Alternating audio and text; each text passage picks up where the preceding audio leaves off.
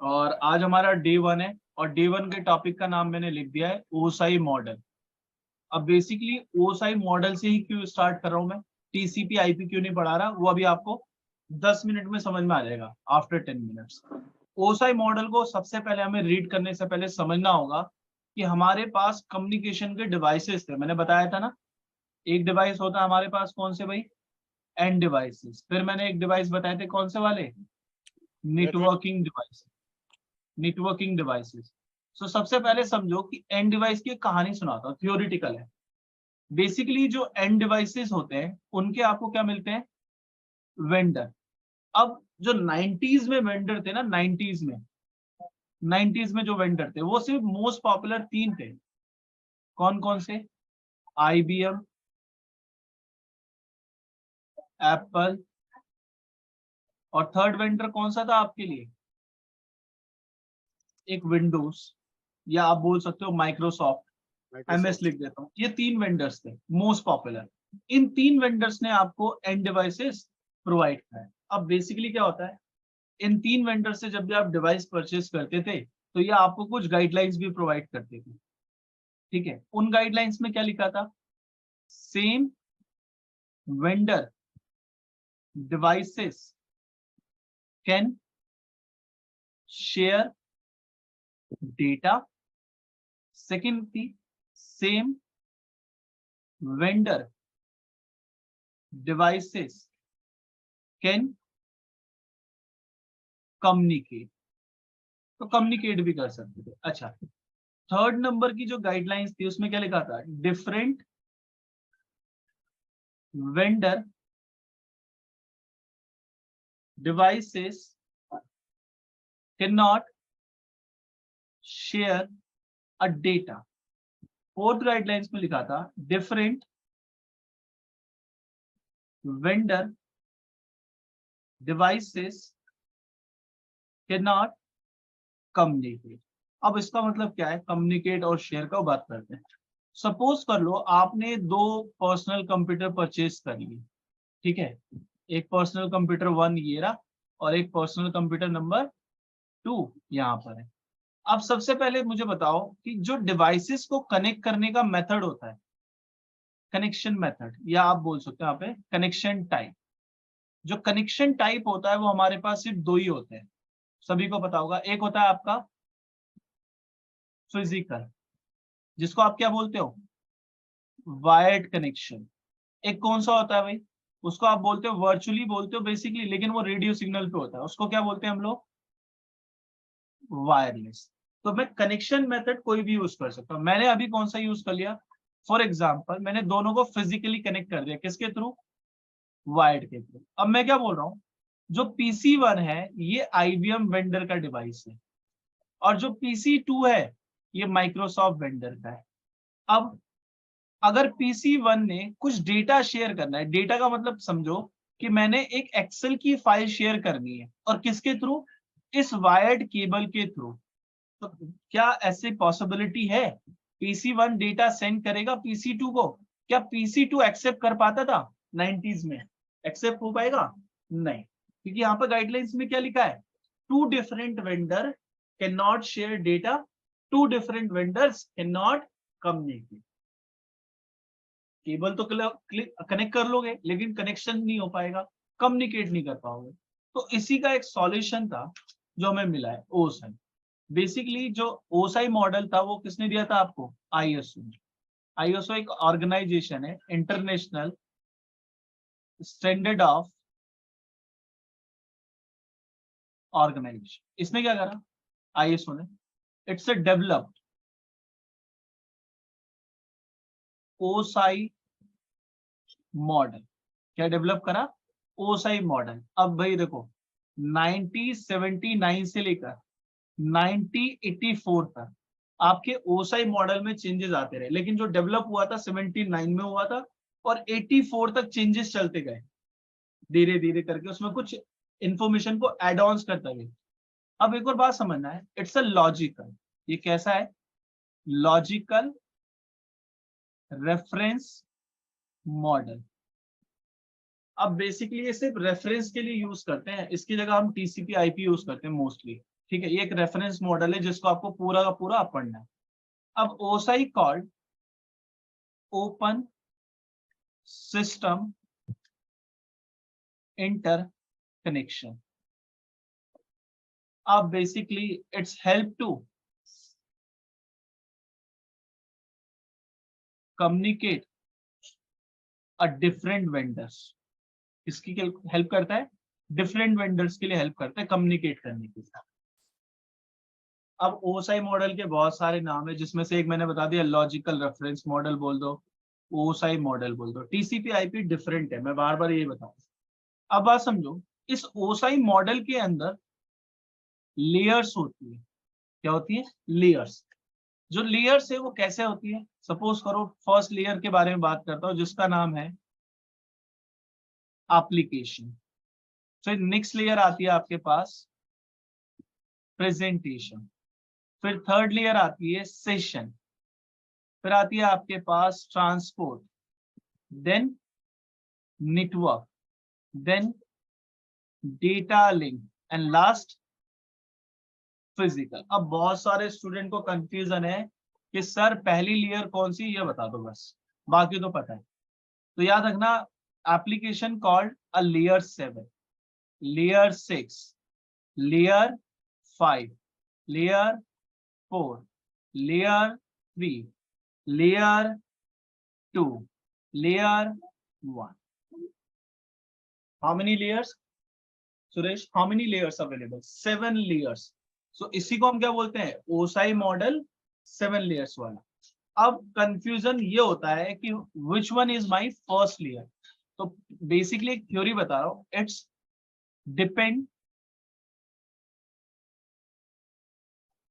Sender और receiver, दोनों पे डिपेंड करता है कौन डेटा को सेंड कर रहा है, कौन डेटा को रिसीव।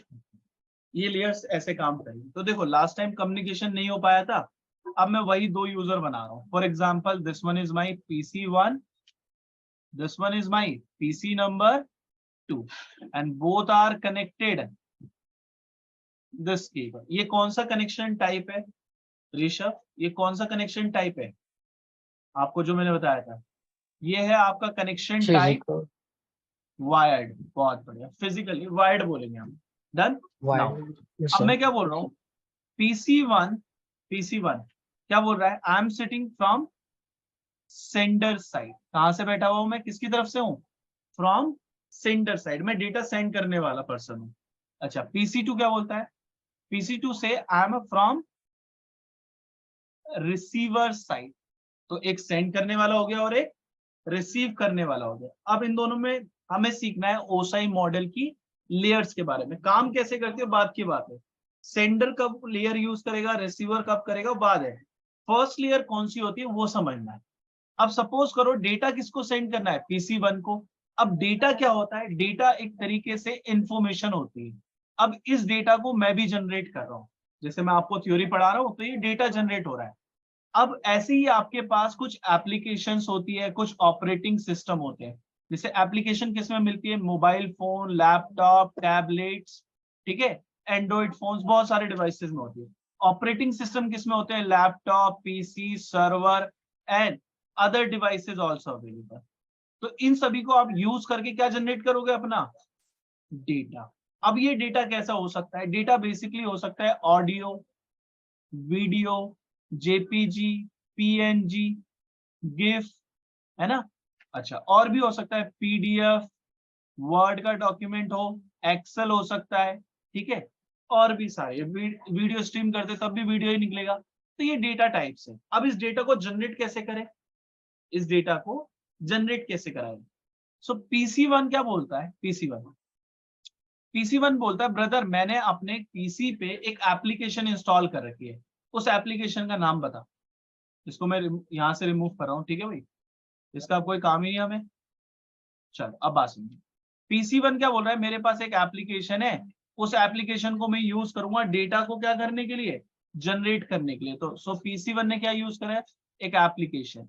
इस एप्लीकेशन का नाम क्या है? For example WhatsApp. क्या नाम है? व्हाट्सएप। अब व्हाट्सएप के थ्रू ये डेटा जनरेट करेगा। तो PC1 ने क्या यूज करी? First layer. फर्स्ट लेयर का नाम क्या रखोगे?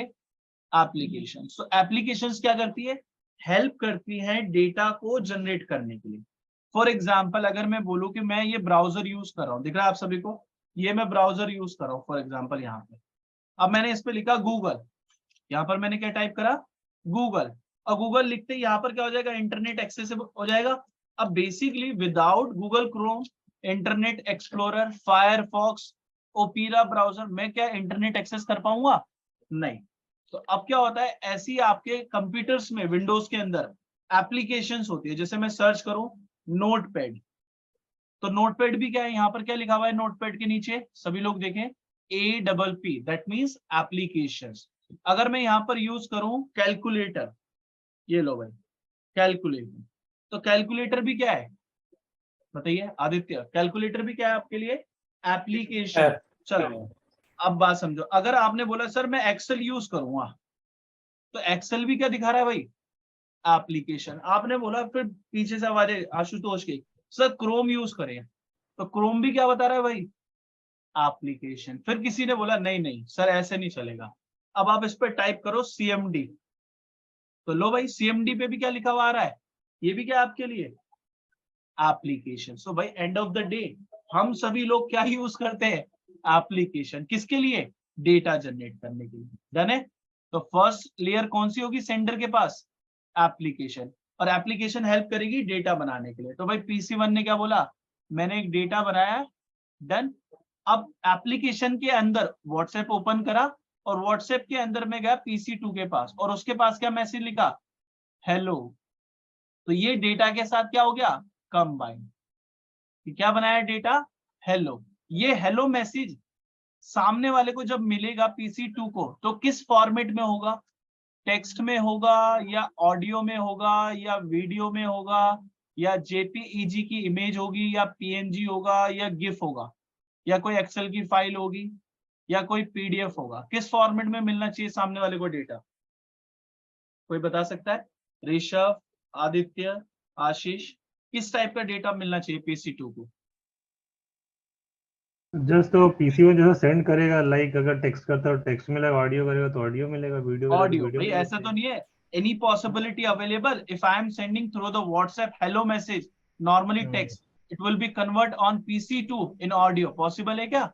नहीं नो सर। पॉसिबल है, एज इट इज मिलता है। सो सेकंड लेयर होती है जो हेल्प करती है। सेकंड लेयर का नाम क्या है?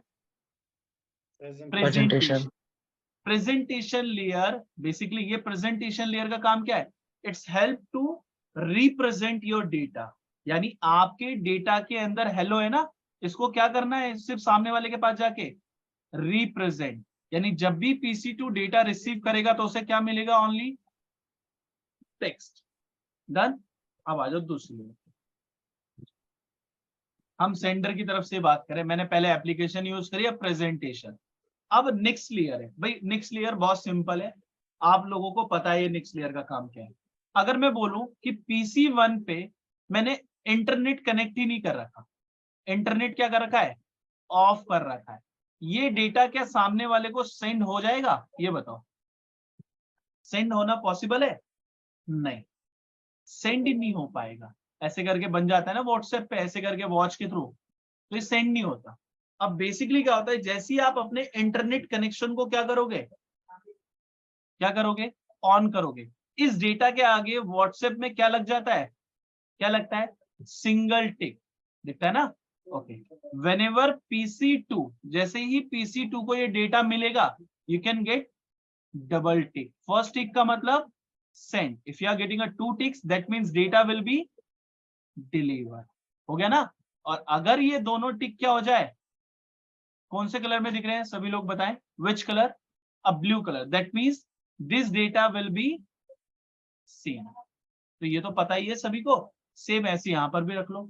मैं क्या बोल रहा हूं, ये प्रेजेंटेशन की लेयर के बाद एक लेयर है जिसका नाम क्या है? सेशन।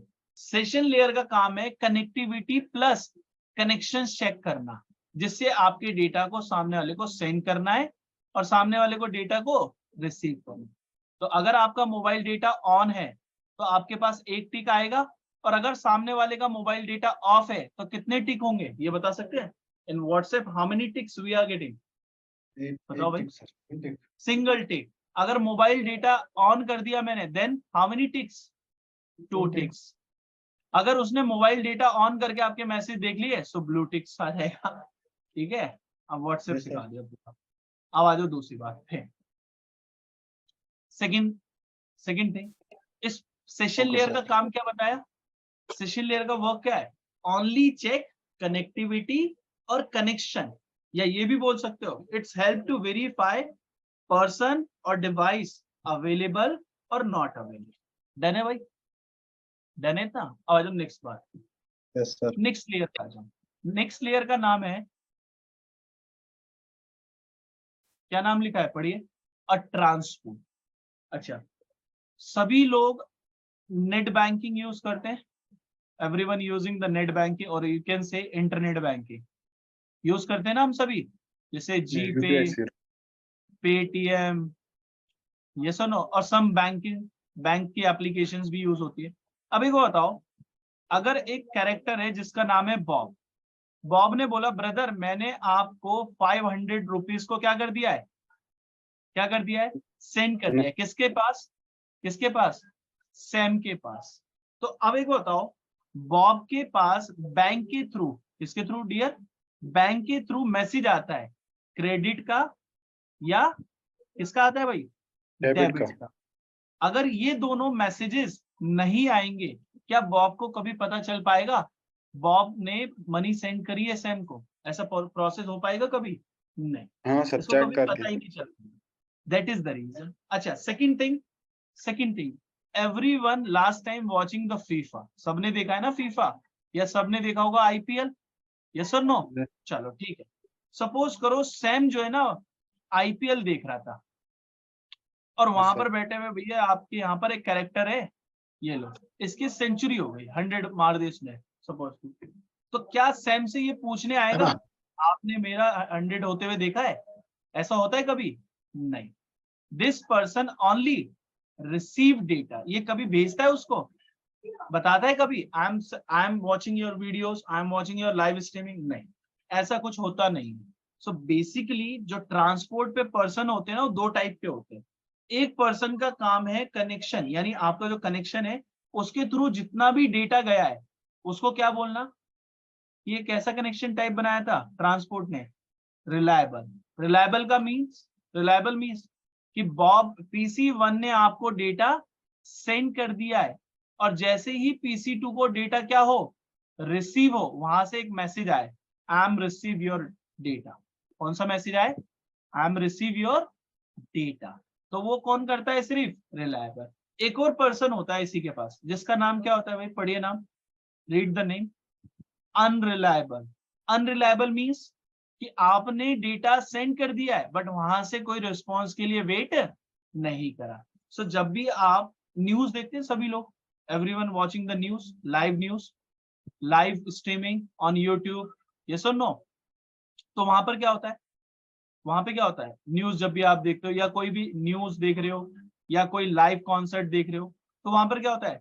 वहां से एक पर्सन ने सर्वर बनाया हुआ होता है, इस सर्वर के थ्रू वो पर्सन क्या कर रहा होता है? स्ट्रीमिंग कर रहा होता है। डन। और ये स्ट्रीमिंग किसको मिलती है? सभी यूजर्स को। डन। ये सभी यूजर्स स्ट्रीमिंग को क्या कर रहे हैं? रिसीव कर रहे हैं। लेकिन क्या ये स्ट्रीमिंग में बता सकते हैं ब्रदर मुझे आपकी स्ट्रीमिंग मिल गई है, अभी आपने एक गोल करा था मैंने देख लिया है? ऐसा पॉसिबल होता है? नहीं। सो ये क्या करता है? सिर्फ डेटा को सेंड करने की गारंटी लेता है, डेटा के लिए रिस्पॉन्स के लिए वेट करता है कभी? नहीं। सो ट्रांसपोर्ट लेयर पे 2 पर्सन मिलते हैं। कौन कौन से होते हैं? रिलायबल और क्या नाम है? पढ़िए, Ashutosh, Aditya, Aqib, Rishabh, Suresh. How many types of person available on transport layer? कितने पर्सन है? Reliable, unreliable. ये रिस्पॉन्सिबिलिटी लेते हैं डेटा के लिए कि डिलीवर करने के बाद क्या करना है, वेट करना है या नहीं। अच्छा, एक नेक्स्ट लेयर भी पढ़ लो यार। नेक्स्ट लेयर कौन सी है? It's mean network. अच्छा, नेटवर्क लेयर का कॉन्सेप्ट बहुत सिंपल है यार, बहुत simple. I think everyone using the mobile phone. सबके पास है ना मोबाइल फोन? यस और नो? इसके अंदर हमारे पास क्या होती है? सिम होती है, और इस सिम पे हमें क्या मिलता है?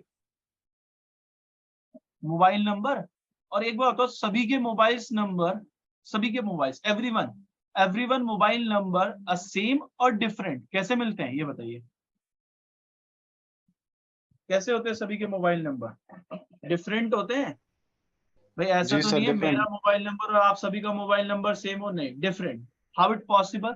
सो यहाँ पर जो सर्विस प्रोवाइडर होता है जो आपको सर्विस देता है, जैसे एयरटेल, जियो, वोडाफोन, बहुत सारे वेंडर्स हैं, तो ये वेंडर्स क्या करते हैं, एक आईडी देते हैं, और ये मोबाइल नंबर कितने डिजिट का होता है आपके पास, हाउ मेनी डिजिट, 10 डिजिट। 10। अच्छा, अब मैं आपको एक सीक्रेट बात बताता हूँ, लास्ट टाइम जब मोबाइल फोन आप यूज कर रहे थे तो 9 से स्टार्ट होता था, अब 8 से हो रहा है, कुछ टाइम के बाद 7 से देखा आपने, अब आ गई है कौन सी सीरीज, 6, फिर आपके पास आएगी 5, फिर आएगी 4, फिर 3, फिर 2, फिर 1, और फिर आपके पास बन जाएगा 10 डिजिट से कितने डिजिट का mobile number, how many digit, 11 11 digit. Digit. अभी वेट करना पड़ेगा, हाउ मेनी ईयर्स ओनली, कितने साल भाई, हाँ, ओनली 5 ईयर्स, ठीक है, 5 साल के बाद 11 डिजिट। बट प्रॉब्लम क्या है, प्रॉब्लम बहुत सारी आएगी, because right now everyone having how many mobiles number, भाई एक मोबाइल फोन में कितनी सिम यूज करते हो आप लोग, सिम 1, 1 सिम। सिम 2। तो अगर मैं आपको पॉपुलेशन यूज कर लूं ऐसे करके, बहुत सारी पॉपुलेशन है हमारे पास, तो अगर मैं सबके पास में से इसकी हाफ भी ले लूं 50%, तो इस दो सिम को अगर मल्टीप्लाई कर दूं तो सारे खत्म हो जाएंगे number, that is the reason. तो याद रखना, जो नेटवर्क लेयर का काम है वो भी कुछ ऐसी है मोबाइल फोन नंबर की तरह। पीसीस पे क्या मिलता है, नेटवर्क लेयर पे क्या मिलता है, ईआईडी, इलेक्ट्रॉनिक आईडीज, और इसी को आपने क्या बोला है, आईपी, इसी को क्या बोला है आपने, आईपी। तो आईपी क्या होनी चाहिए सबके पास, सभी पीसी के पास सेम होनी चाहिए या डिफरेंट, ये बताओ मुझे, एवरीवन सेम और different, different, different, different. Different, तभी तो डेटा जाएगा भाई। अगर मैं बोल रहा हूँ एक बॉब है, बॉब ने बोला ब्रदर मेरी आईपी है 1, और सैम ने बोला ब्रदर मेरी आईपी भी है 1, और यहाँ पर एक पर्सन है जिसका नाम है, हाँ, जेम्स, और जेम्स का है 2, तो जेम्स ने बोला भाई मुझे एक मैसेज भेजना है सैम की तरफ, तो उसने किसको भेजा, 1 को, तो सैम का भी सेम नंबर है और बॉब को भी, तो सेम मैसेज इसको भी मिलेगा, तो ये तो क्या हो जाएगा, सिक्योरिटी इश्यूज। तो that is the reason everyone having the different IP address, तभी तो आप बोलोगे ना एक सेपरेट पर्सन है। तो याद रखना, जब भी आप डेटा को सेंड करोगे, कहां से सेंड कर रहे हो भाई, फ्रॉम द PC1, तो इस डेटा के अंदर क्या लगेगी आपकी, आईपी, और आईपी किसकी होगी, सेंड करने वाले की, और किसकी लगानी पड़ेगी, रिसीव रिसीव करने, करने वाले। ठीक है भाई। Now we need to reach on the next layer, next layer पे चलते हैं, यहां पर कोई डाउट हो तो आप मुझसे पूछ भी सकते हैं। The next layer name is data link. अब डेटा लिंक बहुत बहुत सिंपल है, आप लोग मोबाइल फोन यूज करते हो, मोबाइल फोन अगर लॉस हो जाए तो क्या करते हो आप, कंप्लेन करते हो, और सबसे पहले किस पे जाते हो, क्या करवाते हो, किस पे कंप्लेन, IMEI नंबर्स। अच्छा, ये IMEI नंबर्स कहां से मिलता है, फ्रॉम वेंडर, वेंडर्स देते हैं, जैसे अगर आपके पास सैमसंग है, एप्पल है, वीवो है, नोकिया है, multiple vendors will provide, and this IMEI number also registered bye a government, ठीक है भाई, गवर्नमेंट के पास भी तो होती है आपकी डिटेल, ये सुनो, तो सभी मिलके बनाते हैं, तो गवर्नमेंट ऑर्गेनाइजेशंस या प्राइवेट ऑर्गेनाइजेशंस प्लस ये वेंडर, इन तीनों ने मिलके क्या बना के दिया आपको, IMEI numbers. Every device SIM slots, जो सिम 1 है उसका एक IMEI नंबर होगा, फिर जो होगा सिम 2 उसका भी क्या होगा, IMEI नंबर, तो सबका क्या होगा, डिफरेंट, तभी तो आप लॉक कर पाओगे मोबाइल फोन को। सो सेम डेटा लिंक पे भी होता है, same to same. Data link layer का काम है एक नंबर प्रोवाइड करना, और उस नंबर को बोला जाता है मैक एड्रेस। क्या बोलते हैं उसको, बताइए आप सभी, MAC address, media access control. और ये मैक एड्रेस किसके थ्रू मिलता है, वेंडर्स के थ्रू, प्लस कौन देते हैं, कुछ ऑर्गेनाइजेशंस भी। तो अब जब भी डेटा जाएगा तो PC1 अपना मैक लगाएगा और PC2 का भी लगाएगा, तो डेटा के अंदर अब एक और इंफॉर्मेशन ऐड करनी पड़ेगी, कौन सी भाई, मैक की, और किस किस का मैक भेजना पड़ेगा, सेंड करने वाले का और रिसीव करने वाले। डन है इतना process. Everyone is clear? Ashutosh, Ashish, Aditya, Atib, Rishabh, Sukesh, Suresh, clear है? Yeah, Yes. clear. Yes. अब next layer is which one? The physical layer. Hello sir. अच्छा, सबसे पहले मेरा क्वेश्चन है, PC understand which mode of language? कौन सी लैंग्वेज सपोर्ट करता है? 0101. Hindi, English, binary Chinese, Hello, sir. Japanese, Arabic? कौन सी? Binary. Binary Fine. Everyone know it support only which language? Hello, A sir. 0, 1. Yes or no? So basically physical layer का काम क्या है? जब आप पूरी इंफॉर्मेशन डेटा में लगा दोगे, उस डेटा को किस में कन्वर्ट करना? 010101 में। तभी तो इस वायर्ड के थ्रू आपका डेटा किस में जाता है? 010 में। डन? और सामने वाले को मिल जाएगा। तो अब मुझे बताओ, जब सेंडर की तरफ से जाओगे तो फर्स्ट लेयर कौन सी है आपकी? First layer the layer 7, then layer 6, then layer 5, then layer 4, then layer 3, then layer number 2, then layer number is 1. If someone asking in interview, if you are sitting on sender side, अगर आप sender की side पे बैठे हो, which one is my first layer? कौन सी layer होगी मेरी फर्स्ट? कोई बता सकता है मुझे? Application Application layer. एप्लीकेशन। ये क्लियर है ना क्यों होती है एप्लीकेशन? भाई बिना डेटा जनरेट करे जाओगे आगे? नहीं। तो एप्लीकेशन ने डेटा को जनरेट करा, प्रेजेंटेशन लेयर ने अंदर जो डेटा था उसकी रिस्पॉन्सिबिलिटी ली, सेशन लेयर ने कनेक्शन देखा, ट्रांसपोर्ट ने बोला भाई डिलीवर होगा तो मैं वेट करूंगा, बट बताना पड़ेगा कि आपने रिलायबल यूज करा है या अनरिलायबल। नेटवर्क लेयर ने बोला आईपी लगाऊंगा कि कौन सेंड कर रहा है और किसको मिलना है। डेटा ने बोला मैक लगाऊंगा, हार्डवेयर इंफॉर्मेशन, यानी इस पीसी से ही जा रहा है और इस पीसी को ही मिलेगा। Then physical layer is responsible to convert your data into 010. बहुत बढ़िया। Now end of the day, the receiver side is which one is my first layer? पहली लेयर क्या होगी? PC2 को ये डेटा कहां पर मिलना चाहिए? डायरेक्ट Physical एप्लीकेशन पे या वायर्ड पे? पहले Physical वायर पे layer. डेटा आता है, पोर्ट पे यस पोर्ट पे आएगा। यानी देखो भाई, एक एग्जांपल समझो, अगर मैं आपको कॉल करूं तो कॉल क्या डायरेक्ट आपके मोबाइल फोन पे आती है? नहीं। First call receive on tower, then tower से तो जाती है। यस और नो? सो ऐसे ही आपके नेटवर्क में होता है, जब भी कोई डेटा रिसीव करेगा, so which one is first layer? First layer is physical physical. और फिजिकल में डेटा किस फॉर्मेट में मिला होगा उसको? बाइनरी किस फॉर्मेट? 010. Binary. अच्छा, फिजिकल के बाद वो डेटा किसको हैंड ओवर करेगा? नेक्स्ट लेयर कौन सा होगा? Data link data link. और डेटा लिंक में उसे क्या पता चलेगा क्या लग कर आ रहा है भाई? मैक। मैक और है मैक कुछ। किस किस का लग के आ रहा है? डेटा को सेंड Sending करने वाले का और डेटा को रिसीव। Receive। बहुत बढ़िया। अब डेटा के बाद वो कौन सी लेयर को हैंड ओवर करेगा? नेटवर्क नेटवर्क लेयर को। और नेटवर्क लेयर से क्या आइडेंटिफाई करेगा कि आईपी क्या है? किसकी इसकी आईपी Address। देखेगा? सेंडर कौन है और रिसीवर कौन है। Receiver। फिर नेटवर्क के बाद कौन सी लेयर आएगी? Transport transport layer. और ट्रांसपोर्ट लेयर पे क्या चेक करेगा कि भाई डेटा को रिलायबल ने भेजा है या अनरिलायबल ने भेजा है। फिर डेटा किस पे पहुंचेगा? Next layer session layer. Session layer का मतलब क्या चेक करेगा? कनेक्शन, कि भाई अगर मुझे उसको रिस्पॉन्स भेजना है, I am receive your data, तो मेरे पास इंटरनेट होना भी तो चाहिए। यस और नो? और अगर मुझे डेटा रिसीव करना है तब भी होना चाहिए। Now the next layer is which one? इसके बाद कौन सी लेयर आएगी? Presentation sir. Presentation presentation to verify the data. भाई डेटा किस टाइप का भेजा है आपने, तो मैं लिख दूं यहाँ पे क्या चेक करते हैं हम हमेशा? डेटा का टाइप। बहुत बढ़िया। Then which layer is available now? Application. Next application. लो भैया पहुंच गए हम एप्लीकेशन पे। और एप्लीकेशन पे जाते ही आपको पहले क्या मिलता है भाई? एक notification someone is sending the hello message। यही तो होता है यार। yes or no? Yes, sir। Yes sir जो यही तो बताना डेटा ना। लिंक है ना सर, डेटा लिंक की लेयर। हाँ जी। सर एक बार थोड़ा फिर से बताइए सर, डेटा लिंक की इसमें जो मैक एड्रेस होता है ना, उसका काम क्या है सर? Hardware information. मोबाइल में IMEI नंबर का काम क्या था? Why we use IMEI number?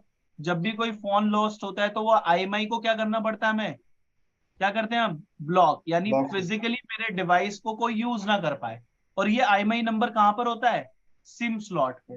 तो बेसिकली ऐसी ही कंप्यूटर्स पे, राउटर स्विचेस पे, फायरवॉल पे, जब भी आप इंटरनेट कनेक्ट करते हो तो कहां पर कनेक्ट होता है भाई, पीसी में कहां पे कनेक्ट होता है, या तो लैन पोर्ट पे या आपके वाईफाई पे। तो हर पोर्ट का अपना क्या होगा, एक मैक एड्रेस। क्या होगा, मैक एड्रेस। तो जब ये सर PC1 डेटा आईपी भेजेगा, एड्रेस जो होता है सर वो किस लिए होता है फिर IP address? Identify which person receiving my data. वो किस लिए होता है, आईपी। आईपी से पता चलता है कि उसकी लोकेशन क्या है। और वेंडर का जब मैक एड्रेस यूज करते हैं तो फिजिकल बॉक्स कौन सा है भाई, IP we can assign different ना, आईपी तो हम चेंज कर सकते हैं ना, लेकिन मैक एड्रेस इज नॉट हो पॉसिबल। सकता है। ठीक है, आईपी में कुछ भी दे सकते हैं। अब मैं आपको ये बता रहा था कि सेंडर की तरफ से कौन सी लेयर है, पहली एप्लीकेशन, और रिसीवर की तरफ से पहली कौन सी लेयर है भाई, physical sir. Layer 1, layer 2, layer 3, layer 4, layer 5, layer 6, layer number 7। Done. यहां तक अगर कोई डाउट है you can ask me, no worry. अगर कोई भी इशू है मैं आराम से बताऊंगा। नहीं नहीं, थैंक यू। चलो आगे बढ़ते हैं। देखो, अब बहुत सारे स्टूडेंट का क्वेश्चन होता है, सर ओसाई मॉडल को कहां पर देखूं मैं। सो ओसाई मॉडल मैंने पहले ही बताया था, ये कैसा होता है, लॉजिकल रेफरेंस मॉडल। इसकी जगह आप क्या यूज करते हो, टीसीपी आईपी। और ये टीसीपी आईपी कहाँ मिलता है भाई, जब आपके पास पीसी होता है, उसको अगर आपको कनेक्ट करना है किसके थ्रू, एग्जांपल के लिए बता रहा हूँ, किसके थ्रू कनेक्ट करना है भाई, इंटरनेट के इंटरनेट लिए, सर। तो आप उसको कैसे कनेक्ट करते हो, या तो वायर्ड कनेक्शन से, या कैसे कनेक्ट करते हो, या वायरलेस। वायरलेस। तो इन इन कनेक्शन को करने के लिए आपके पास क्या होता है, क्या नाम लिखा है उसका, NIC card. NIC card. NIC card means network yes. Interface card. और इस नेटवर्क इंटरफेस कार्ड पे क्या मिलता है आपको, TCP/IP। हाँ जी, क्लियर हुआ अब। सर जो देखो, एनआईसी कार्ड है ना सर ये हार्डवेयर में होता है सर? हाँ भाई, ये फिजिकल भी मिल सकता है और अडेप्टर के थ्रू भी आता है और इनबिल्ट भी होता है, लेकिन एंड ऑफ द डे ये कैसा रहेगा, हमेशा फिजिकल। आपके लैपटॉप में चिप लगी होती है, ठीक है, लेकिन ये कनेक्टिविटी कैसे देता है, जो वायर्ड वाला है उसकी कनेक्टिविटी कैसी होती है, फिजिकल। और वायरलेस वाले की कनेक्टिविटी कैसी होती है, लॉजिकल। बताया था ना किस पे चलता है ये हमेशा, रेडियो सिग्नल्स पे, बताया था ना लास्ट टाइम, जी जी सर। फ्रिक्वेंसी पे काम करता है ना ये, जी सिग्नल्स जी चलते हैं। डन है इतना, इतना नहीं डाइजेस्ट हो जाएगा। नहीं नहीं, ये नहीं समझा मुझे, टीसीपी आईपी जो है ना, ये नेटवर्क इंटरफेस कार्ड जो है, तो हाँ, टीसीपी आईपी तो एक अलग अपना एक मॉडल है ना टीसीपी आईपी नहीं का। भाई, एंड ऑफ द डे मैंने बात क्या करनी है, इस पीसी से काम क्या करना है हमें, ये बताओ मुझे, इस सिंगल डिवाइस से मुझे काम क्या करना है। या तो मैं पीसी इससे डेटा यस। जनरेट करूंगा, क्रिएट करूंगा, शेयर करूंगा, स्टोर करूंगा, या कोई एप्लीकेशन यूज करूंगा। अब जब भी ओके। ये सारे प्रोसेस को आप क्या करना चाहोगे, ऑनलाइन, यानी इंटरनेट पे या किसी नेटवर्क में, तो आपको किसकी जरूरत पड़ेगी, NIC कार्ड। किसकी होगी, NIC card mean to NIC। से means port you are talking about the ports, right? Yes, it's port, physical port. That's what I'm saying ना, suppose this is the physical port, this is the physical layer, एक तरह से नहीं physical layer हो यार, गया हमारा। Physical layer का काम अभी तो बताया, physical layer is a different concept, only Okay, help to convert your data ना, okay, मैंने ये got तो it, नहीं got बोला it. ना। But ये मुझे काम क्या सर है, जो एनआईसी कार्ड जो सर से वायरलेस यूज होता है और जो फिजिकल होता है वो वायर्ड में यूज होता है। भाई एंड ऑफ द डे अगर मुझे अपने डिवाइस को इंटरनेट देना है तो कितने मेथड है मेरे पास, दो दो मेथड है, एक दो तो मेथड वायर, से वायर्ड और एक वायरलेस। वायरलेस। अब उस डेटा को भेजने के लिए मुझे एप्लीकेशन चाहिए ना, यस और जी नो। जी सर। सो वो एप्लीकेशन कहां पर मिलेगी, लैपटॉप में। अब लैपटॉप उस एप्लीकेशन को बना तो देगा, अरेंज कौन करेगा, अरेंज कब होगा, जब आप भेजोगे, जब आप क्या करोगे, सेंड करोगे, तब वो अरेंजमेंट होती है। सो दैट मीन्स कि आप जब भी अपने अडेप्टर पे जाओगे तो आप इस पे प्रॉपर्टी, यहां पर दिख रहा है क्या लिखा हुआ दिख रहा है यहाँ पर आपको, इंटरनेट प्रोटोकॉल वर्जन 4 और उसके बाद क्या लिखा है TCP/IPv4। End of the day TCP/IP काम करता है लेकिन होता अलग अलग है।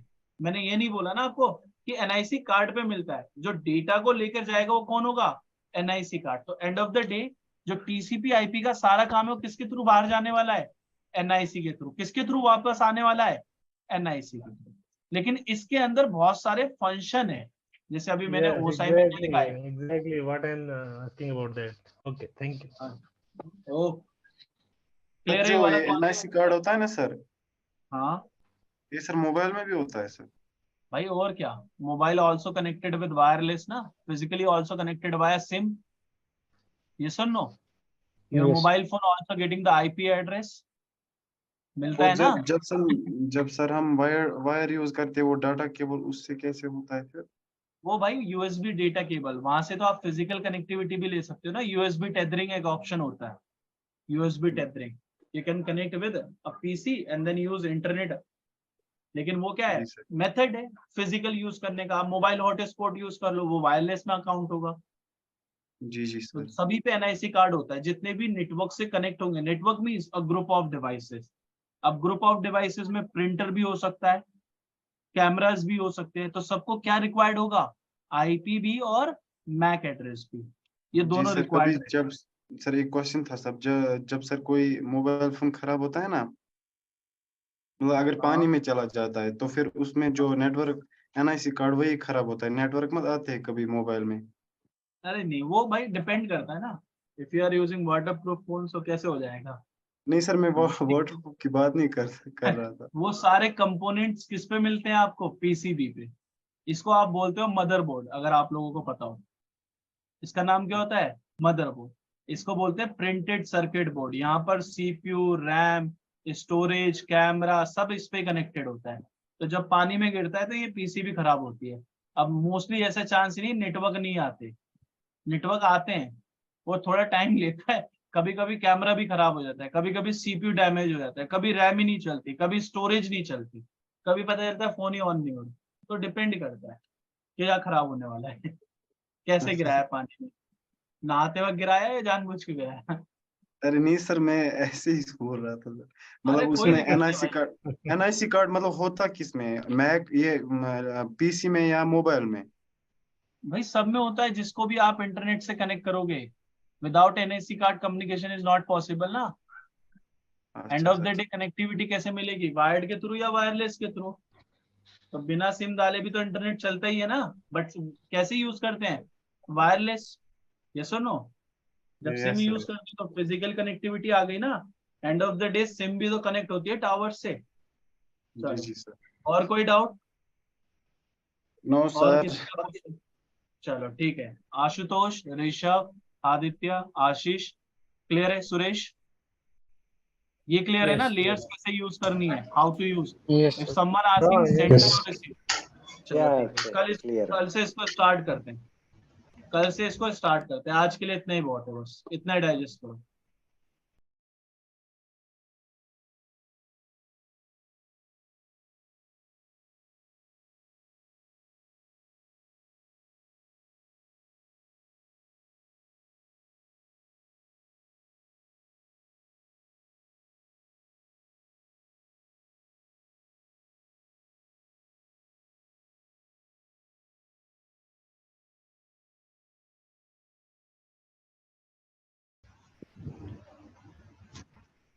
सो बेसिकली आज के टॉपिक का नाम क्या है हमारे, आज के टॉपिक का नाम है ओसाई मॉडल। लास्ट टाइम मैंने आपको ओसाई मॉडल से रिलेटेड लेयर्स की इंफॉर्मेशन बताई थी। एक क्विक रिवीजन ले लो। लेयर मैंने सबसे पहले कौन सी बताई थी, लेयर 7, जिसका नाम था एप्लीकेशन लेयर। फिर मैंने क्या बताया था आपको, लेयर 6, लेयर 6 का नाम क्या था, प्रेजेंटेशन लेयर। फिर हमने बात करी थी layer 5, layer 5 is session layer. Then layer 4, layer 4 का नाम क्या था हमारे लिए, ट्रांसपोर्ट लेयर। देन हमने बात करी थी लेयर 3, लेयर 3 का नाम क्या रखा था हम लोगों ने, network layer. Layer 2 it's called a data link layer.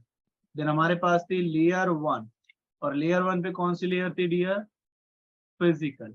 अच्छा, जब हम सेंडर की तरफ से बात करते हैं, क्या बोलते हैं हम, जब अगर आप सेंडर हो तो ये लेयर्स स्टार्ट होंगी कुछ ऐसे, डन। और जैसे हम रिसीवर की बात करें कि मैं बोलूं आप हो रिसीवर, तो आपका स्टार्ट कहां से होगा इन्फॉर्मेशन का, इस साइड से। क्लियर है? अब बात समझो, ओसाई मॉडल हम पढ़ेंगे सेंडर की तरफ से, यहां से डेटा बनाना सीखेंगे। तो आपकी जो फर्स्ट लेयर होगी वो कौन सी होगी, जिसको हमें थ्योरी में पढ़ना होगा सबसे पहले, लेयर 7, देन हम layer 6, then layer 5, then layer 4, then layer 3, then layer 2, then layer 1।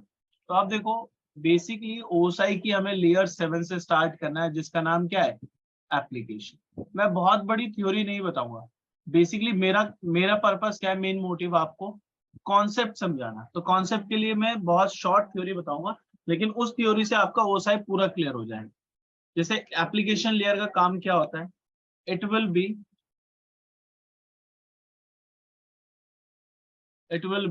responsible to generate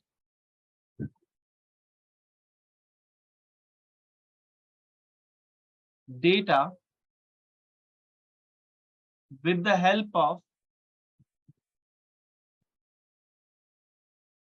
applications and services। किसके थ्रू डेटा जनरेट होता है, एप्लीकेशंस और सर्विसेज के। एप्लीकेशन का मैंने आपको कॉन्सेप्ट कल ही बताया था। फॉर एग्जांपल अगर आप एप्लीकेशन यूज करते हो कैलकुलेटर, तो कैलकुलेटर से भी डेटा जनरेट हो सकता है। अगर आप यूज करते हो नोटपैड, तो नोटपैड के थ्रू भी डेटा जनरेट हो सकता है। अगर आप यूज करते हो ब्राउजर्स, तो ब्राउजर के थ्रू भी क्या होता है, डेटा जनरेट। लेकिन सर्विसेज क्या है, अगर आपके माइंड में आ रहा है सर्विसेज क्या है, किसी सर्वर को यूज करने के लिए यूज होती है। जैसे अगर आपको किसी वेबसाइट को एक्सेस करना है, तो उसकी वेबसाइट पे आप क्या करोगे, एक सर्विस इनेबल करोगे। जैसे पहली सर्विस कौन सी होती है, HTTP, ये सर्विस आपकी वेबसाइट को एक्सेस कराती है। दूसरी हो सकती है आपके पास HTTPS, इन पे हम बात करेंगे। नेक्स्ट सर्विस होती है आपके पास FTP, बहुत सारे स्टूडेंट्स फाइल को डाउनलोड और अपलोड करते हो, तो FTP यूज होती है सर्विस। अगर आप यूज करते हो DNS का मतलब, जैसे सभी को याद है ये वाली एप्लीकेशन मोस्टली सभी यूज करते हैं। किसी को पता है इस एप्लीकेशन के बारे में, ट्रू कॉलर में क्या होता है, आप मोबाइल नंबर को एंटर करते हो और वहां से क्या आउटपुट निकल सकता है आपके लिए, नेम, या आप नेम एंटर करो तो क्या मिलने के चांसेस होते हैं, नंबर। तो ऐसे ही नेटवर्क में अगर किसी सर्वर का आपको सिर्फ नेम पता है, तो आप वहां तक पहुंच सकते हो, किसके थ्रू, DNS सर्विस के थ्रू। अभी इन सर्विसेज पे बात करूंगा मैं, ठीक है। एप्लीकेशंस मेरे पास बहुत सारी होती है जिनसे हम डेटा को जनरेट करते हैं। तो एप्लीकेशन लेयर का काम क्या है, सिर्फ डेटा का जनरेट कराने का प्रोसेस।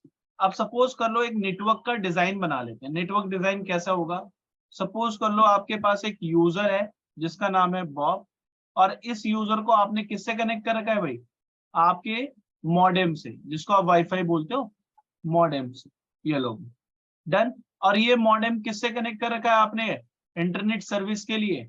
किस पर्सन से कनेक्टेड होता है Ashutosh, ISP, internet service provider. ये एक नॉर्मल सेटअप है। इसी सेटअप के थ्रू आप कंप्लीट ओसाई पे डिस्कशन कर सकते हो। तो ये यूजर क्या बोल रहा है, बॉब बोल रहा है ब्रदर मुझे कुछ डेटा जनरेट करना है। तो मैं एग्जांपल के लिए क्या बोल रहा हूँ कि अगर मैं ब्राउजर पूछूं आप लोगों से, ब्राउजर के नाम बता सकता है कोई मुझे, कितने टाइप के ब्राउजर्स होते हैं, कोई भी बता सकता है कितने ब्राउजर्स होते हैं हमारे पास? मैंने वो ना क्रोम हो गया, इंटरनेट एक्सप्लोरर हो गया, मोजिला फायरफॉक्स हो गया। हाँ, एग्जाम्पल के लिए मैं लिखता हूँ, आप सभी फॉलो करना। जिससे सबसे पहले आता है इंटरनेट एक्सप्लोरर, फिर आता है माइक्रोसॉफ्ट एज, अब उसका अपग्रेडेड वर्जन है ना, चलो, फायरफॉक्स, क्रोम ब्राउजर, और क्या हो सकता है, ब्रेव ब्राउजर, और ओपेरा, और भी बहुत सारे, सफारी। इन सभी ब्राउजर से क्या करते हो आप लोग, इन सभी ब्राउजर से क्या होता है, इंटरनेट को एक्सेस कर सकते हो। जैसे अगर आपको फेसबुक ओपन करना है, यूट्यूब ओपन करना है, गूगल पे जाना है, सभी ब्राउजर्स हेल्प करेंगे। तो अगर मैं किसी एक ब्राउजर को लेके काम करूं डेटा जनरेट करने के लिए, कोई प्रॉब्लम है? नहीं। अब बात समझो, बॉब ने क्या बोला, ब्रदर मैंने अपने पास गूगल क्रोम ब्राउजर ओपन कर ली, done.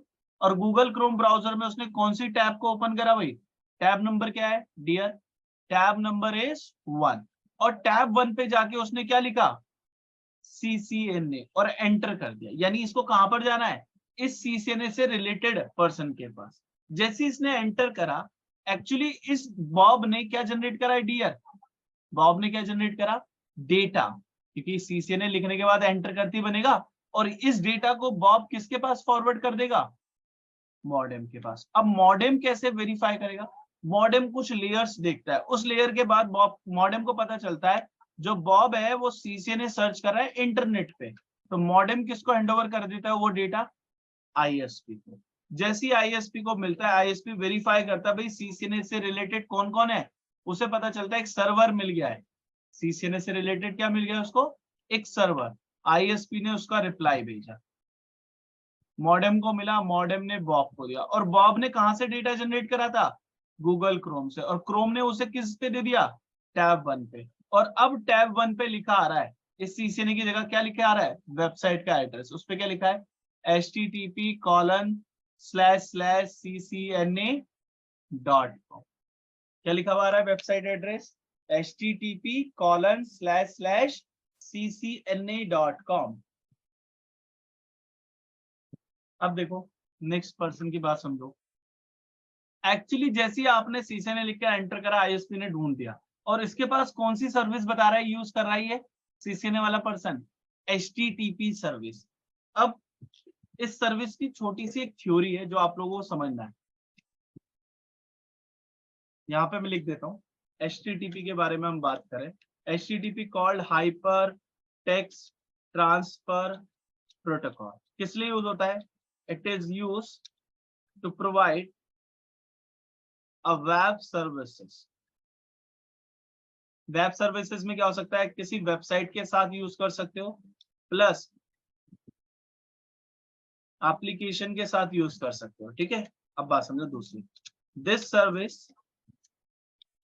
Service use a port number. School colleges में रोल नंबर होता है, ऐसे ही नेटवर्क में जब आप कोई सर्विस यूज करोगे तो उसका पोर्ट नंबर होगा, पोर्ट नंबर इज 80, इससे आइडेंटिफाई होगा। जैसे आप किसी से बोलोगे कि वेबसाइट 80 नंबर पे चल रही है, पोर्ट नंबर, तो वो क्या बताएगा कौन सी वेबसाइट है, HTTP से रिलेटेड। अच्छा, one more thing, this service if use then data जो भी आपने डेटा के अंदर भेजा, data always send and receive into plain text. Plain text का मतलब कोई बता सकता है कि ये जैसे आपने डेटा भेजा है वैसे ही जाएगा, या कुछ इसमें चेंजेस हो सकता है। प्लेन टेक्स्ट का मतलब आप सभी क्या समझते हैं कि एज इट इज जो डेटा था सेम टू सेम जाएगा, और वायर पे जाते वक्त अगर किसी ने डेटा को कैप्चर करा तो उसको विजिबल होगा कि आपने CCNA लिखा है, डन। तो सिक्योर नहीं है। This service never provide a secure connection in between client and server. अब ये क्लाइंट और सर्वर कौन है भाई, बॉब को बोला गया है क्लाइंट, और सर्वर आपको बताया था जिसपे वेबसाइट है।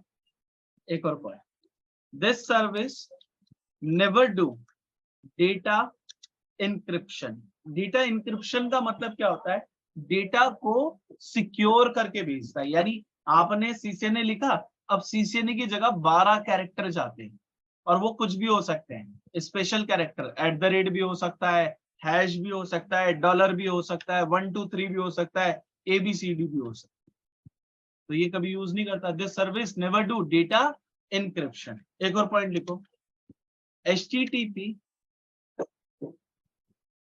सर्विस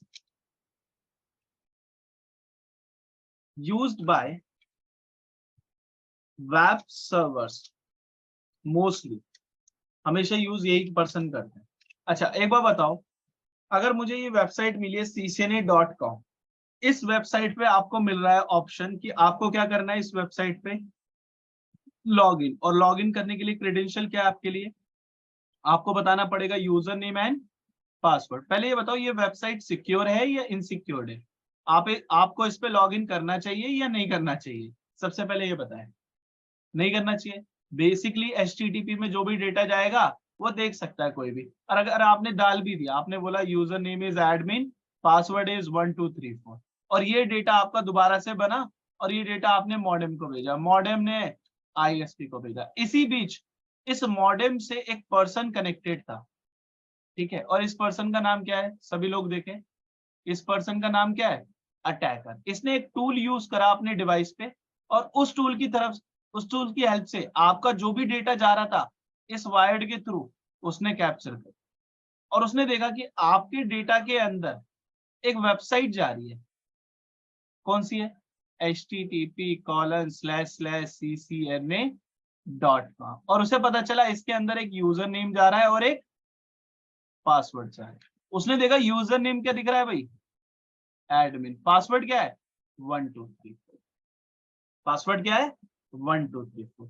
तो मुझे आप सभी लोग ये बताएं कि ये वेबसाइट, अगर कोई भी बोलता है कि मैंने आपको लिंक भेजा है, उस वेबसाइट पे लॉगिन करके अपनी डिटेल डाल दो, और वो HTTP की है, तो आप क्या सिक्योर समझोगे उसको? भाई अभी क्या बताया मैंने, HTTP सिक्योर वेबसाइट है?